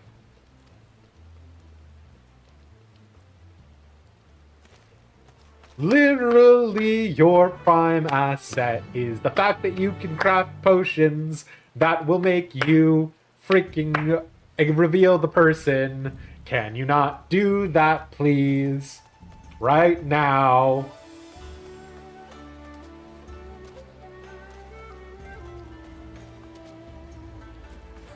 Lise was less Genki after she dropped being Ida, but that could just be of the tonal shift of MSQ. No, Wirebone, I do think Lise definitely became less, I solve every problem with my fists and being super upbeat. And I think that was in part because of her being like, I'm actually Lise. I'm coming into my own. But it was just... Yeah. I'm way too gullible. Doesn't stop to ask any basic questions. Or, like, literally before I can understand why she didn't, like, freaking alchemical concoction everyone who walked up to her. But, like, this guy is literally maybe the one guy in the entire world who would be understanding about us, like, alchemically concoction testing him to see if he is the imposter. Like, bizarre. It's good to see you, Sathis. Hey, hey.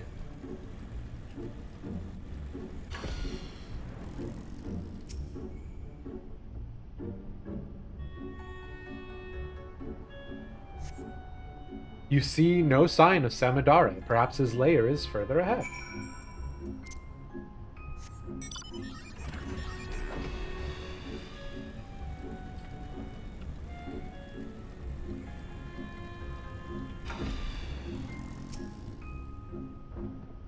You know, Hell's Lid, the place where we... It's fine.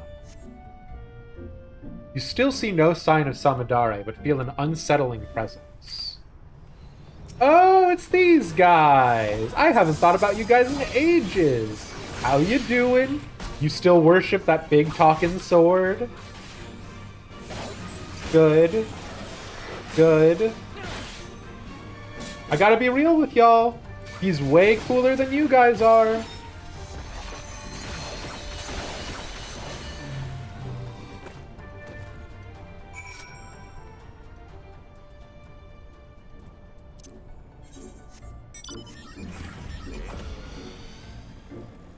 I genuinely... Oh my god, is that... No, it's a B rank, okay. I genuinely cannot believe the MSQ is like, go here and waste some time, stupid. Fine. Samudare is nowhere to be found. There is naught to do but await your companion's arrival. Sure. Okay.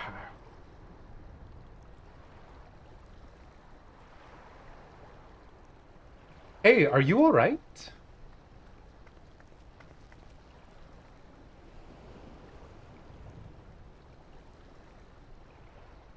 We must go meet the villain at Burning Hell Pit for hiding bodies. Bring no weapons. Oh, of course. I came as soon as I... Oh, is the battle over already? Where's Samudare? It was attacked, but not by Samudare. Yeah. Don't worry about the bow, Waffles.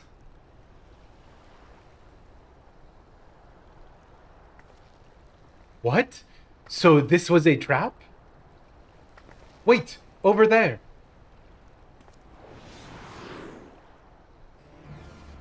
Sure.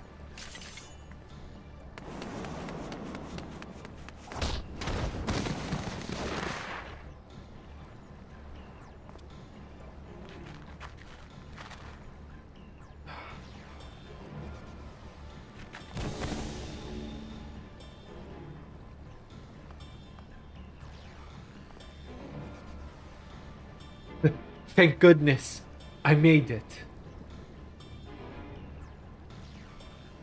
I will say, the fact that you can predict, the fact that you can predict what's going to happen in the narrative does not make it a bad narrative, right? The fact that Samidare is here, and Samidare obviously did trick us and all that jazz, that is not, I think, a weakness of this role quest. I think the idea that these people are fundamentally trusting people, people who want to believe in the goodness of others, is not a bad thing. I think that does actually further the narrative. I would rather this than they go like, actually, Samidare was secretly Shenryu this entire time. Get ready for Xenos Part 3, right?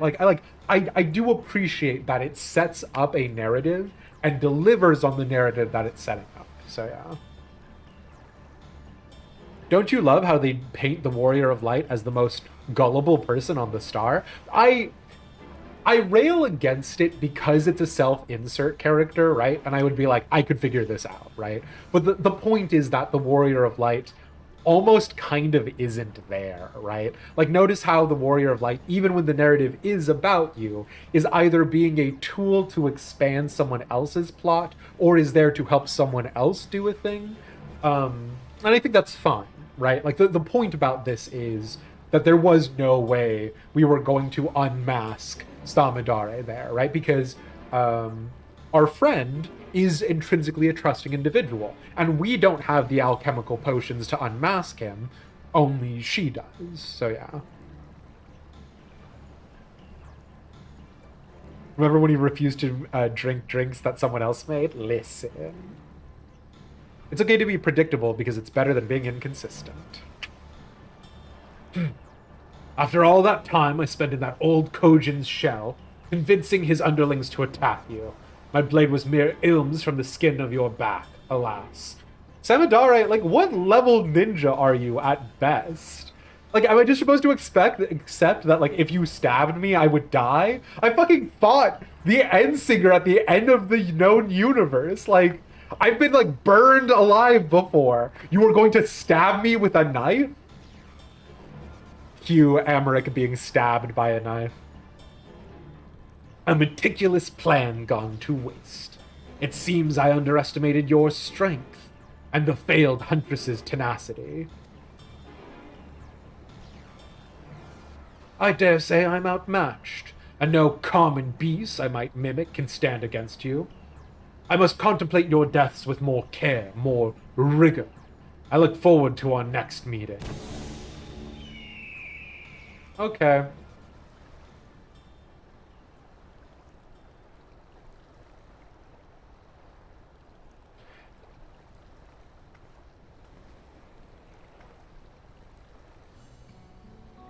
Forgive me. Needed to catch my breath. Samidare's friend was the villain himself. As soon as the skiff made it to the open sea, he threw me overboard. I damn near had to swim like a fish to make it here in time. Samidare, who has shown time and time again that he is okay with murdering people, threw you over the side of the boat? Like, Kyuki, don't get me wrong, I'm glad you were alive, but like... Okay.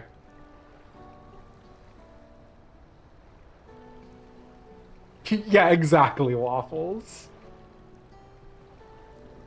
He's made me into a fool. Again.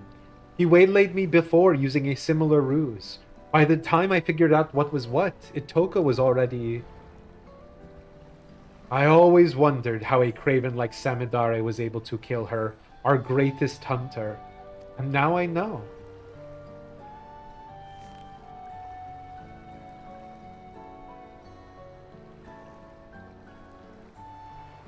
Yeah, exactly, People's DM. Listen, I wanted to be turned into a super light warden, and the game had to tell me that I couldn't have that option.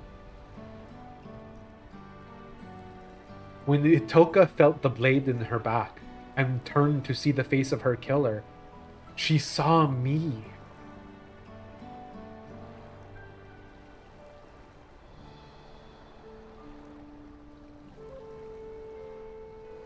I'm glad I was able to prevent history from repeating itself.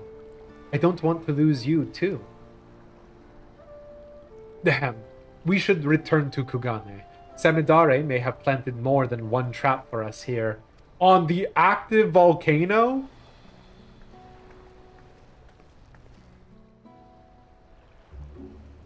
Okay.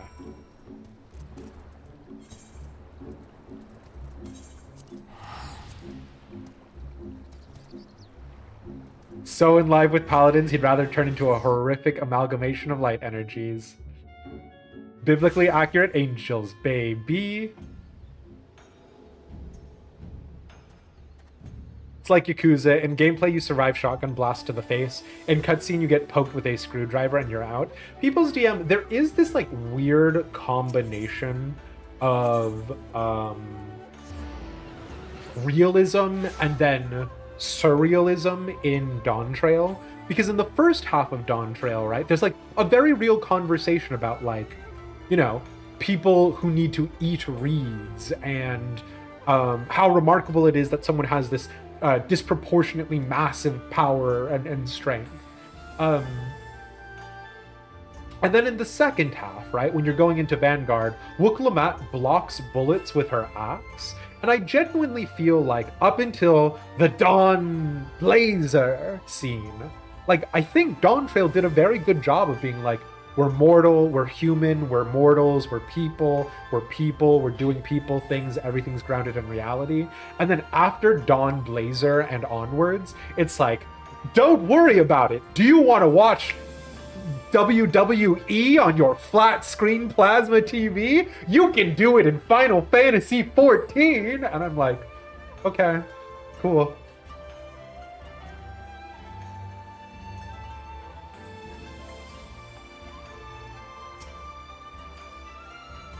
I feared the worst as I rushed to reach you. The moment Samidare was in sight, I charged without thinking, which, in retrospect, was probably for the best. Had I tried to shoot him from afar with my bow, I might have missed. Or worse yet, hit you instead. Do you think Kyuki is going to get a pair of glasses? Do you think Kyuki is a glasses lover character? What's that called? Megane? I don't know.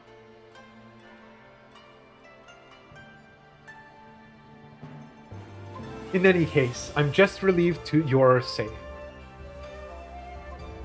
Tell me, Samidare. Have you ever felt your very essence crack and fracture as you are consumed by primordial light? I have. Have you ever dealt with hopelessness incarnate? I have killed literal gods, old ones, things beyond your comprehension. What do you hope to achieve with such lowly butter knives? Damn, Waffles. You're hired for when I get to write the next expansion of Final Fantasy XIV. Megane. There's like a term for people who love glasses, right? It's called being blind. Well, fair enough, Sapphics. In any case, I'm just relieved you're safe. I promise to be more wary from now on, particularly of familiar faces. It hardly needs saying, but remember to keep your guard up as well. For now, I'll resume my efforts to gather information about Samidare's whereabouts.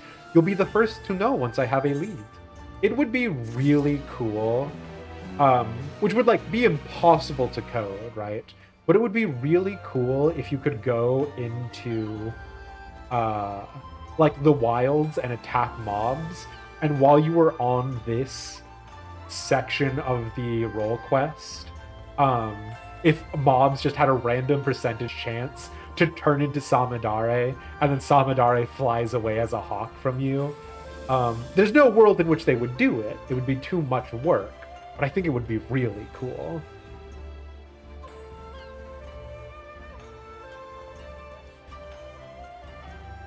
The warrior used Ardbert as a soul cell to survive the Light Wardens. You're not wrong, JR. That's what Wicked Thunder is talking about, right? Wicked Thunder is like, I need your soul to cure my Levin sickness, Mark II or whatever. And that's kind of what could happen, right? Like, if Wicked Thunder just does a, like, soul slurping of Wicked Thunder's other reflection, Wicked Thunder's illness would be cured. But the person who slurps up Wicked Thunder would be the most likely to survive because there are more of them, right? So yeah.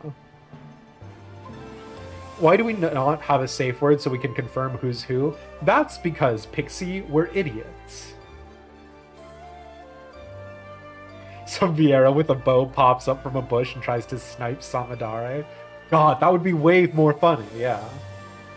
Yuki seems to be on edge. Fruit and aloe jellies. Is that the raid food for DPS this tier? Good to see you, Elish. Or should I say, Samidare. There's only one way to be sure. I need you to tell me something only you and I would know. When I used the cocoon to take on Itoka's form, what creature did I hunt? You didn't say.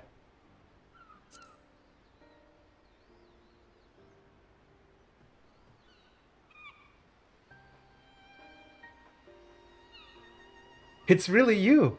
Ooh, that's a relief. Indeed, I never told you that my arrow struck a great wild boar, a prize for any hunter. Samidare is the only one who ever saw it.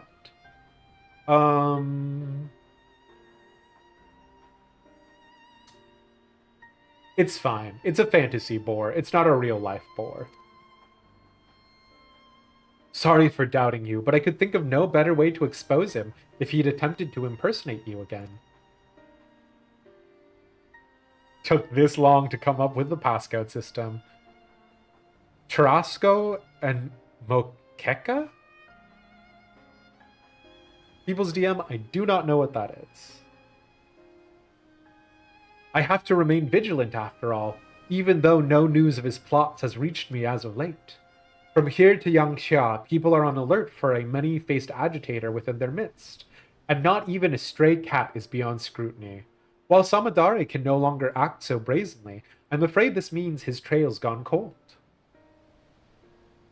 Oh, sure. Oh, the nope wasn't about the nope wasn't about Square Enix doing the work to put a Vieira in with a bow and sniping Samadare. It was with regards to the raid food. Fair enough. We also have another problem. When he pushed me into the Ruby Sea, the remedy I carried was soaked in salt water. I'm afraid it's no longer effective. Okay. No doubt his plan from the start was to eliminate the one means we had of undoing the cocoon's mimicry. We're at a disadvantage too great to ignore. Which is why I intend to synthesize a new batch. Okay, fine. Just like on the tank roll quest. I was just about to go procure the necessary ingredients from the supplier when you arrived. Why don't you join me? Brazilian foods, apparently. You'll post a Reddit thread in the Discord. Thank you, JR. Hell yeah.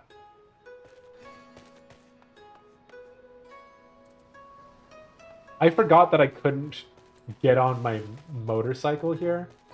I was like, very strange that I cannot just get on my motorcycle and speed away.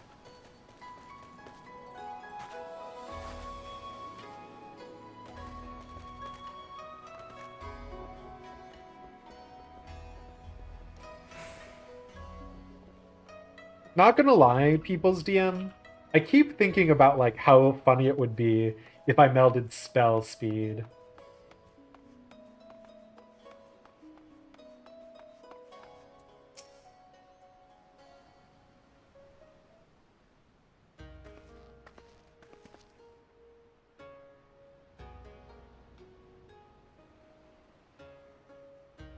I've never heard of such materials. Where are they found?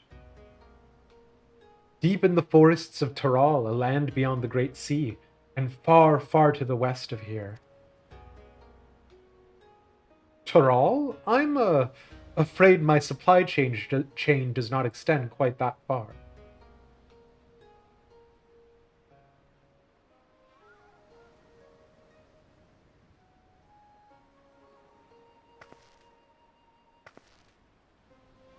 It is funny that we spoke to an actual material supplier NPC.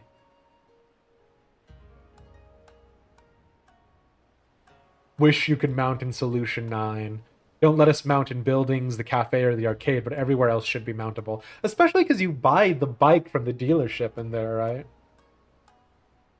Do it, coward, assert dominance. Listen, now I can be both the healer and the spell magical DPS. 500k on materia, accidentally melded it to the wrong ring, which already had the materia slotted inside of it. Hell yeah. I've never had that problem. I still haven't melded, seriously, a single materia. But I feel for you, Sathies. I feared as much. It doesn't help that the materials can only be harvested when the season is right. Even were I to return home now, I doubt I could find what we need. We've no choice but to give up on the remedy. I'm sorry. Now we're at the mercy of Samidare's cunning.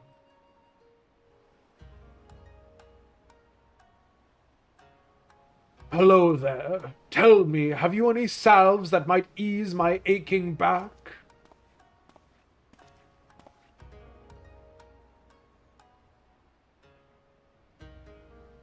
Sir, this isn't the apothecary. Where are your spectacles? Oh, yes. How could I forget? Okay, I'm not going to say what I'm thinking. There's already flying cars in the skybox of Solution 9. Go.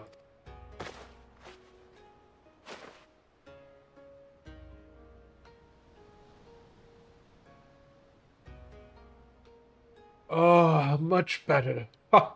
Sometimes I forget that I'm as blind as a bat without these. Forgive me, Shirakashi.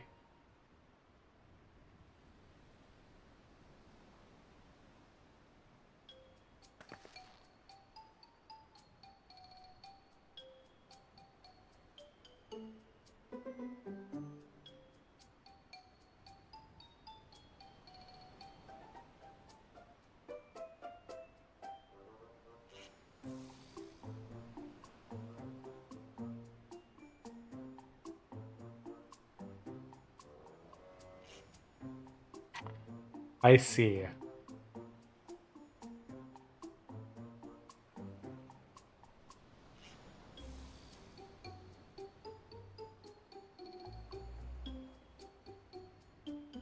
I see.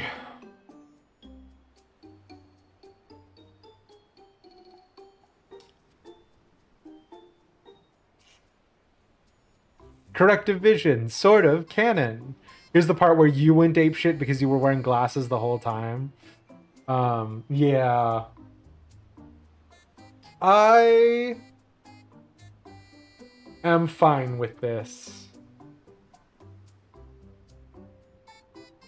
I was relatively happy with how Final Fantasy XIV introduced the concept of Tural, and that Tural was not technologically less adept, right? This is perhaps the most... Like, I get it. And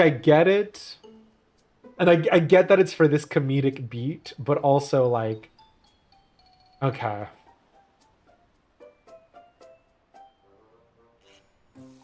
Excuse me, but do those bits of glass covering your eyes help you see better?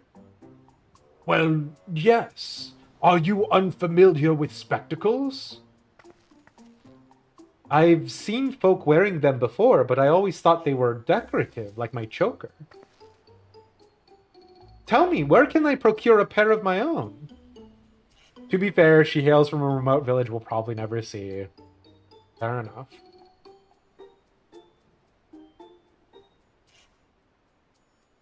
Why would they have needed to develop this? I find it hard to believe. I don't know. Like, I find it hard to believe because this village is a part of Tulia Lol now, right? Like, yeah, it's fine. Tell me, where can I procure a pair of my own? Yamabuki is your man. He has a breadth of artisan contacts who will ensure you receive a pair of fine-tuned to your specifications. You'll find his shop on this very street. I'll look for him. Thank you.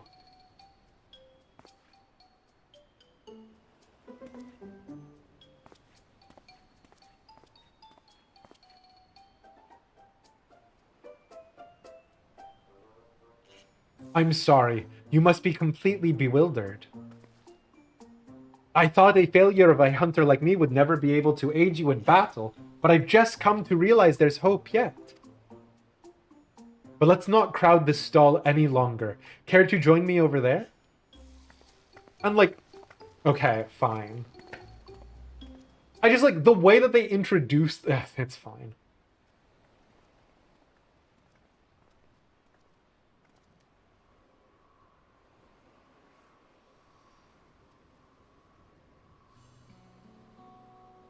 Ever since I was a child, I've had trouble seeing things from afar. That's why my aim with the bow is so poor. Literally, Kona has glasses, right?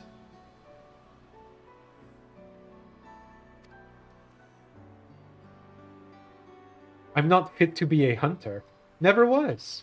It's only natural that chores like washing sheets and preparing meals fell to me. Yeah, but Kona came from Charlayan. Yeah, right, fair. But like, Kyuki said she's been to Tural. Most, if not all, of the Rolequest NPCs hail from isolated villages that mostly stick to themselves and are, well, isolated. Little to no knowledge of the outside world. Yeah, okay.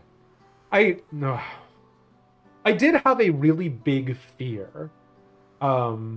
And they, for the most part, tackled it fairly tastefully. But I did have a really big fear with regards to the idea that Tural was going to be technologically less adept than its surrounding neighbors, right? And a part of that is both the question of convergent and divergent necessity, right? Like, obviously, they would use aether crystals in the same way that other people use aether crystals. Aether crystals are a fundamental aspect of life. But there is like this really big perception about like, well, if you don't have the same technologies that we have, you are clearly technologically inferior, and that's not the case. From anything to talk conversation about the differences in agriculture that they have, to the difference in medicine, differences in medical treatment, the idea of sanitation and facilities, recreation activities. There are all sorts of things that are going to be different based off of region, and I thought, for the most part, I was very happy with how a lot of Tural was handled.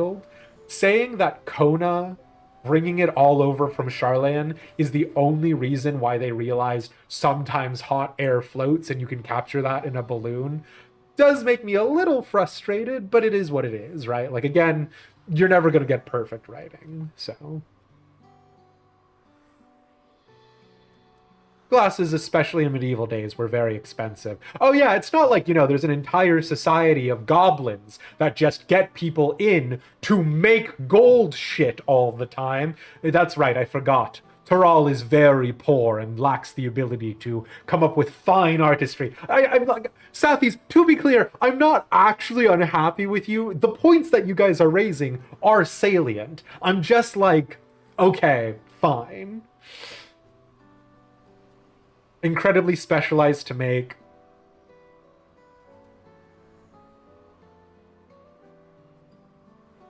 Specifications that are different person to person. You're so right. I forgot. We can make artisanal, individual gold oil lamps with such intricate backstory and plot. We can develop a giant statue boat of a bird that shoots a beam of laser, like positive energy vibes, that will make our field of reeds grow better. But glasses? Oh no! Glasses are a step too far!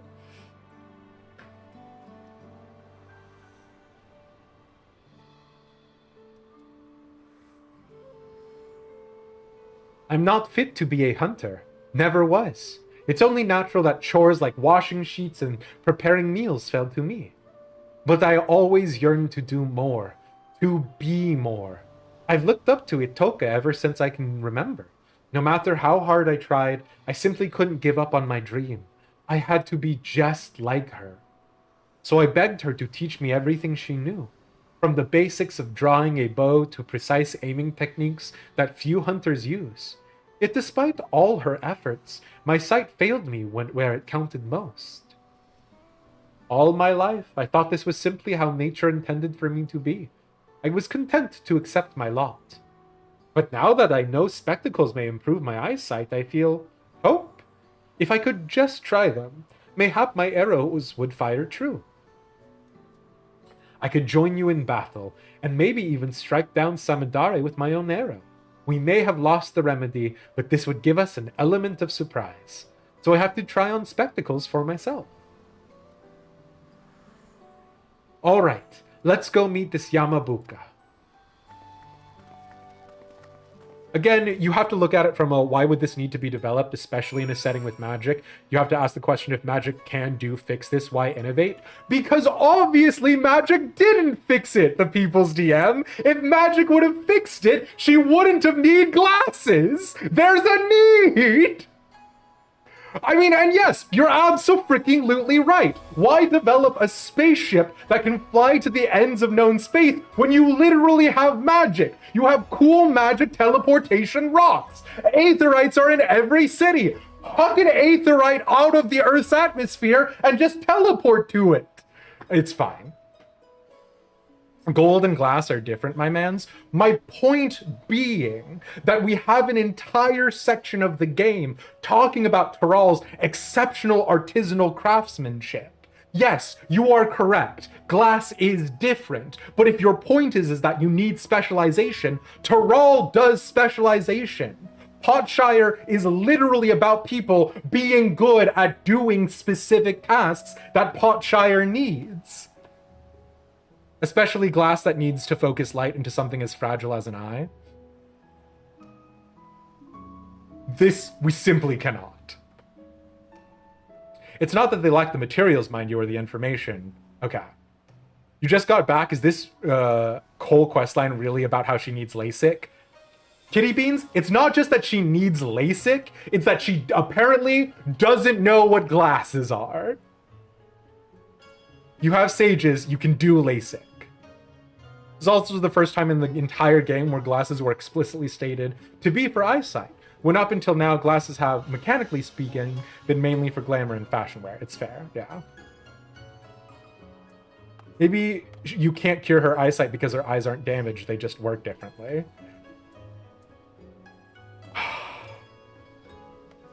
To be clear, I'm not saying that anyone here is bad, right? Or is not, like, that there is not, like, yes, the story beat works. The problem is that we have to accept that Hyuki's tribe, where she is from, one, has this cool magical device that lets you transform into anyone, obviously only used for special occasions, sure, fine. But two, that everyone knew Hyuki had bad eyesight. 3, when Gulul Jaja comes around and unifies everyone, supposedly that includes all of Shock Tural, and 4, that they just didn't bother caring enough about the fact that they came into contact with new peoples, new technologies, and new developments to go, do you have something that can fix nearsightedness?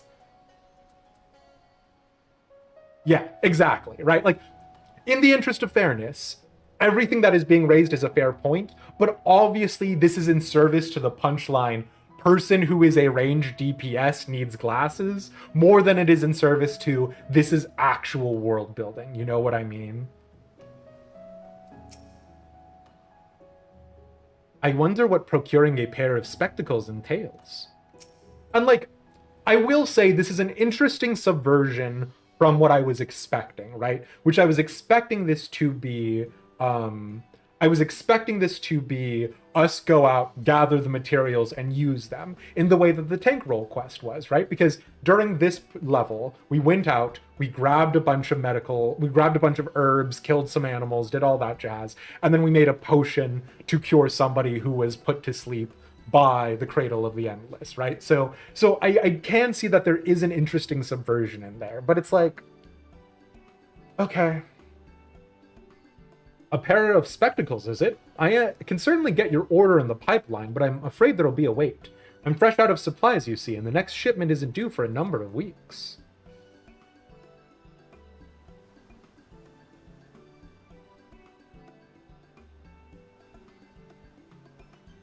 Well, of course, if you're in a rush, you could roll up your sleeves and get the materials yourselves. All you need is the glossy shell of an azure hawksbill and a cluster of Orlant quartz. Bring them here and my affiliates can begin work right away.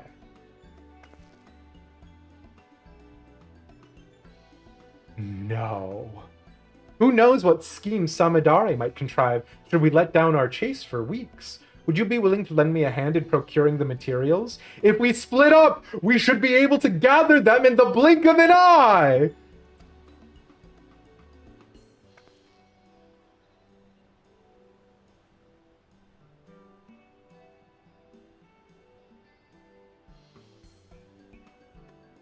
They still made us gather materials.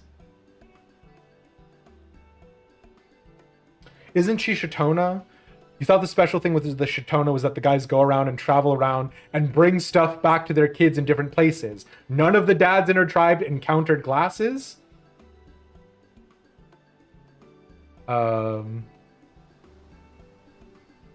reason why the Dream Cocoon is so dangerous is that the user does, in fact, gain all the skills and strengths of whatever they mimic. Oh, interesting, Waffles, of course, because this is proof that Kyuki's eyesight improved by virtue of transforming into a Toka, which does beg the question, why did our shape-shifting man not just choose to continue being the Warrior of Light? I guess maybe it wouldn't change the amount of Aether that he has. He's only been 7/14 reforged, whereas we're 8/14 reforged. And maybe just has the power of a man, right? I visited Tamamizu during my investigations in the Ruby Sea. I'll handle this, yeah. That leaves you with the Orlant quartz. Pray look for a cavern near Shoal Rock in the Ruby Sea. Sprinkle some glittering gravel to lure a shoal Iwamushi from its lair within and retrieve a cluster from its shell. Why does this process take weeks? Let's meet back here when we're finished.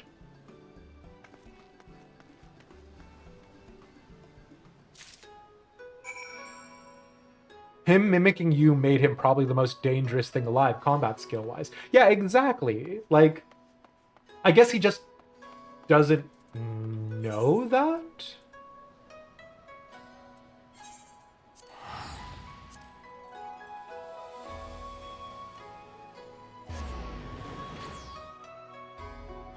But yeah, Hisoka, unfortunately, just to let you know, we are calling this stream here. We are starting tomorrow, an hour later, and so we will be going until 11 p.m. EST. But we are very close to stream's end today, so yeah. Do I have a ninja glam ready? If not, can I propose it being inspired by the concept Shinobi? I do not have a ninja glam, Denisar, because my ninja is unfortunately only level 61. Oh, we're actually already 60. But I am absolutely... Wait, no, I'm not absolutely willing to engage in that conversation now that I think about it. Hold on. Wait, is this... No, what is this? Okay.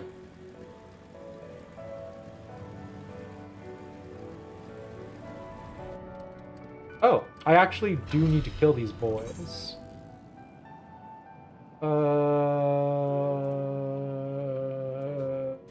Sure. We'll do ninja because we're talking about it. I haven't finished leveling ninja.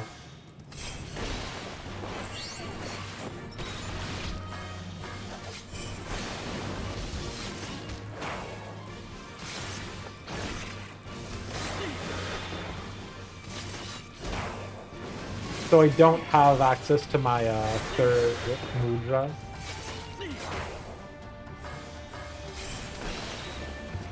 How many of them do I need? Well, at least one more. Problem with bees? Got bad news, Wirebone.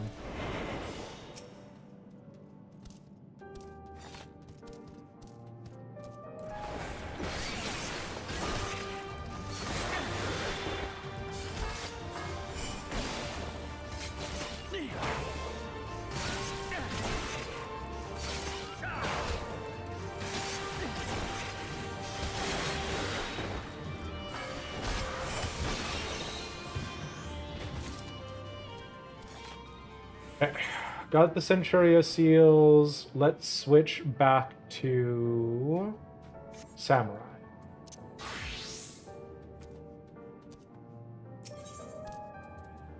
Glitter and gravel. Troll Iwamushi are reportedly attracted to anything that glitters, including this gravel.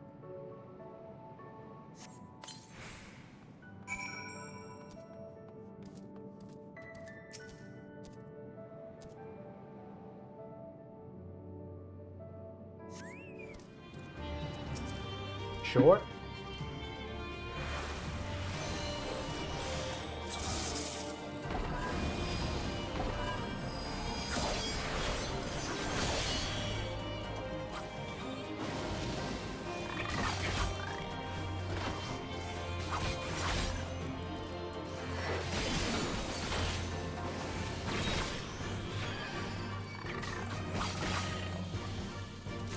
Okay.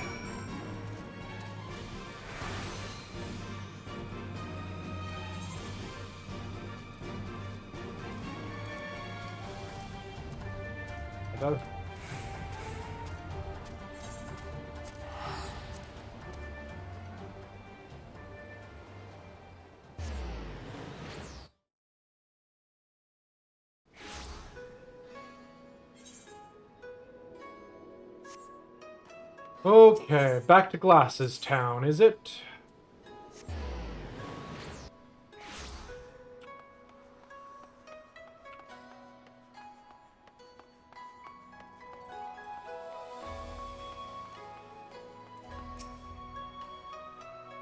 Ah, you're the first to return. I trust you have the quartz in hand? Ireland quartz. This cluster of quartz possesses a light golden hue. Sure.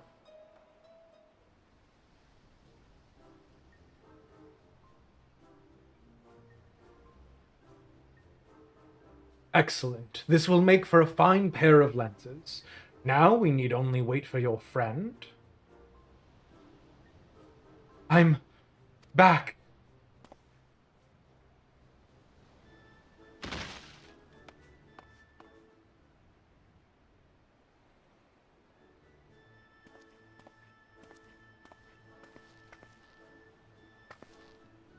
Sorry, didn't mean to alarm you like that. I have spoken with the Kojin of the Blue, as planned, but soon learned that hawksbill shells have been sparse of late. They were reluctant to part with a single one. I was able to wear them down, though, until they proposed an exchange. If I deal with the red Kojin who'd invaded their fishing grounds, they'd spare a shell. I knew my bow would be useless, so I took a leaf out of Elish's book and fought them up close and personal. As you can see, I took quite the beating, but so did they. Yeah, we'll catch you, Wirebone. Enjoy Prague, y'all. I may be a little worse for wear, but the trouble was worth it. I have the shell as promised, and with it, your associates can get started. Indeed they can. Let us first measure your eyesight, and then they can get to work.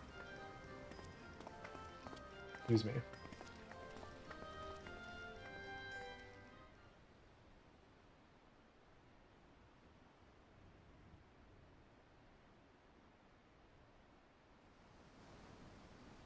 This is incredible.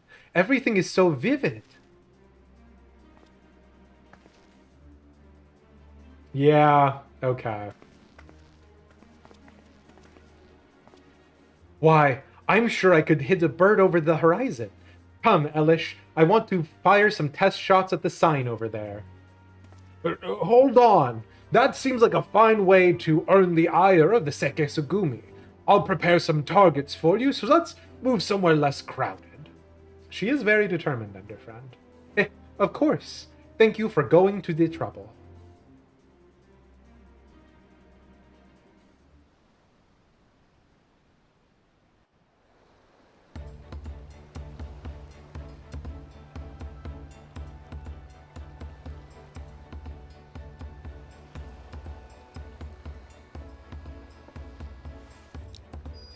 Oh my god. I do love the spectacles emote, though.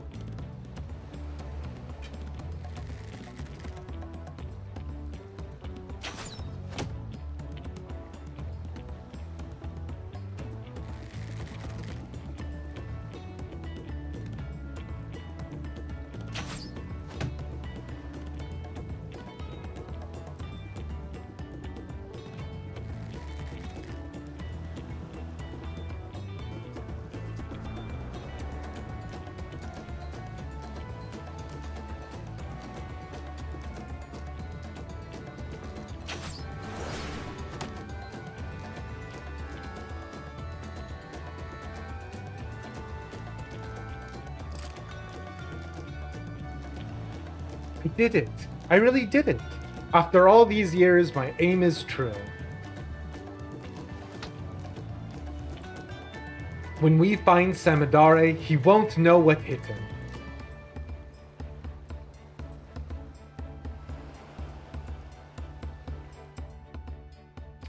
But we'll have to save that for next time, lads. We're going to go ahead and turn in the quest on Friday, try and finish out the melee DPS, but otherwise, thank you guys all so much for being here and for hanging out. Let's see who we can go ahead and raid into, hey?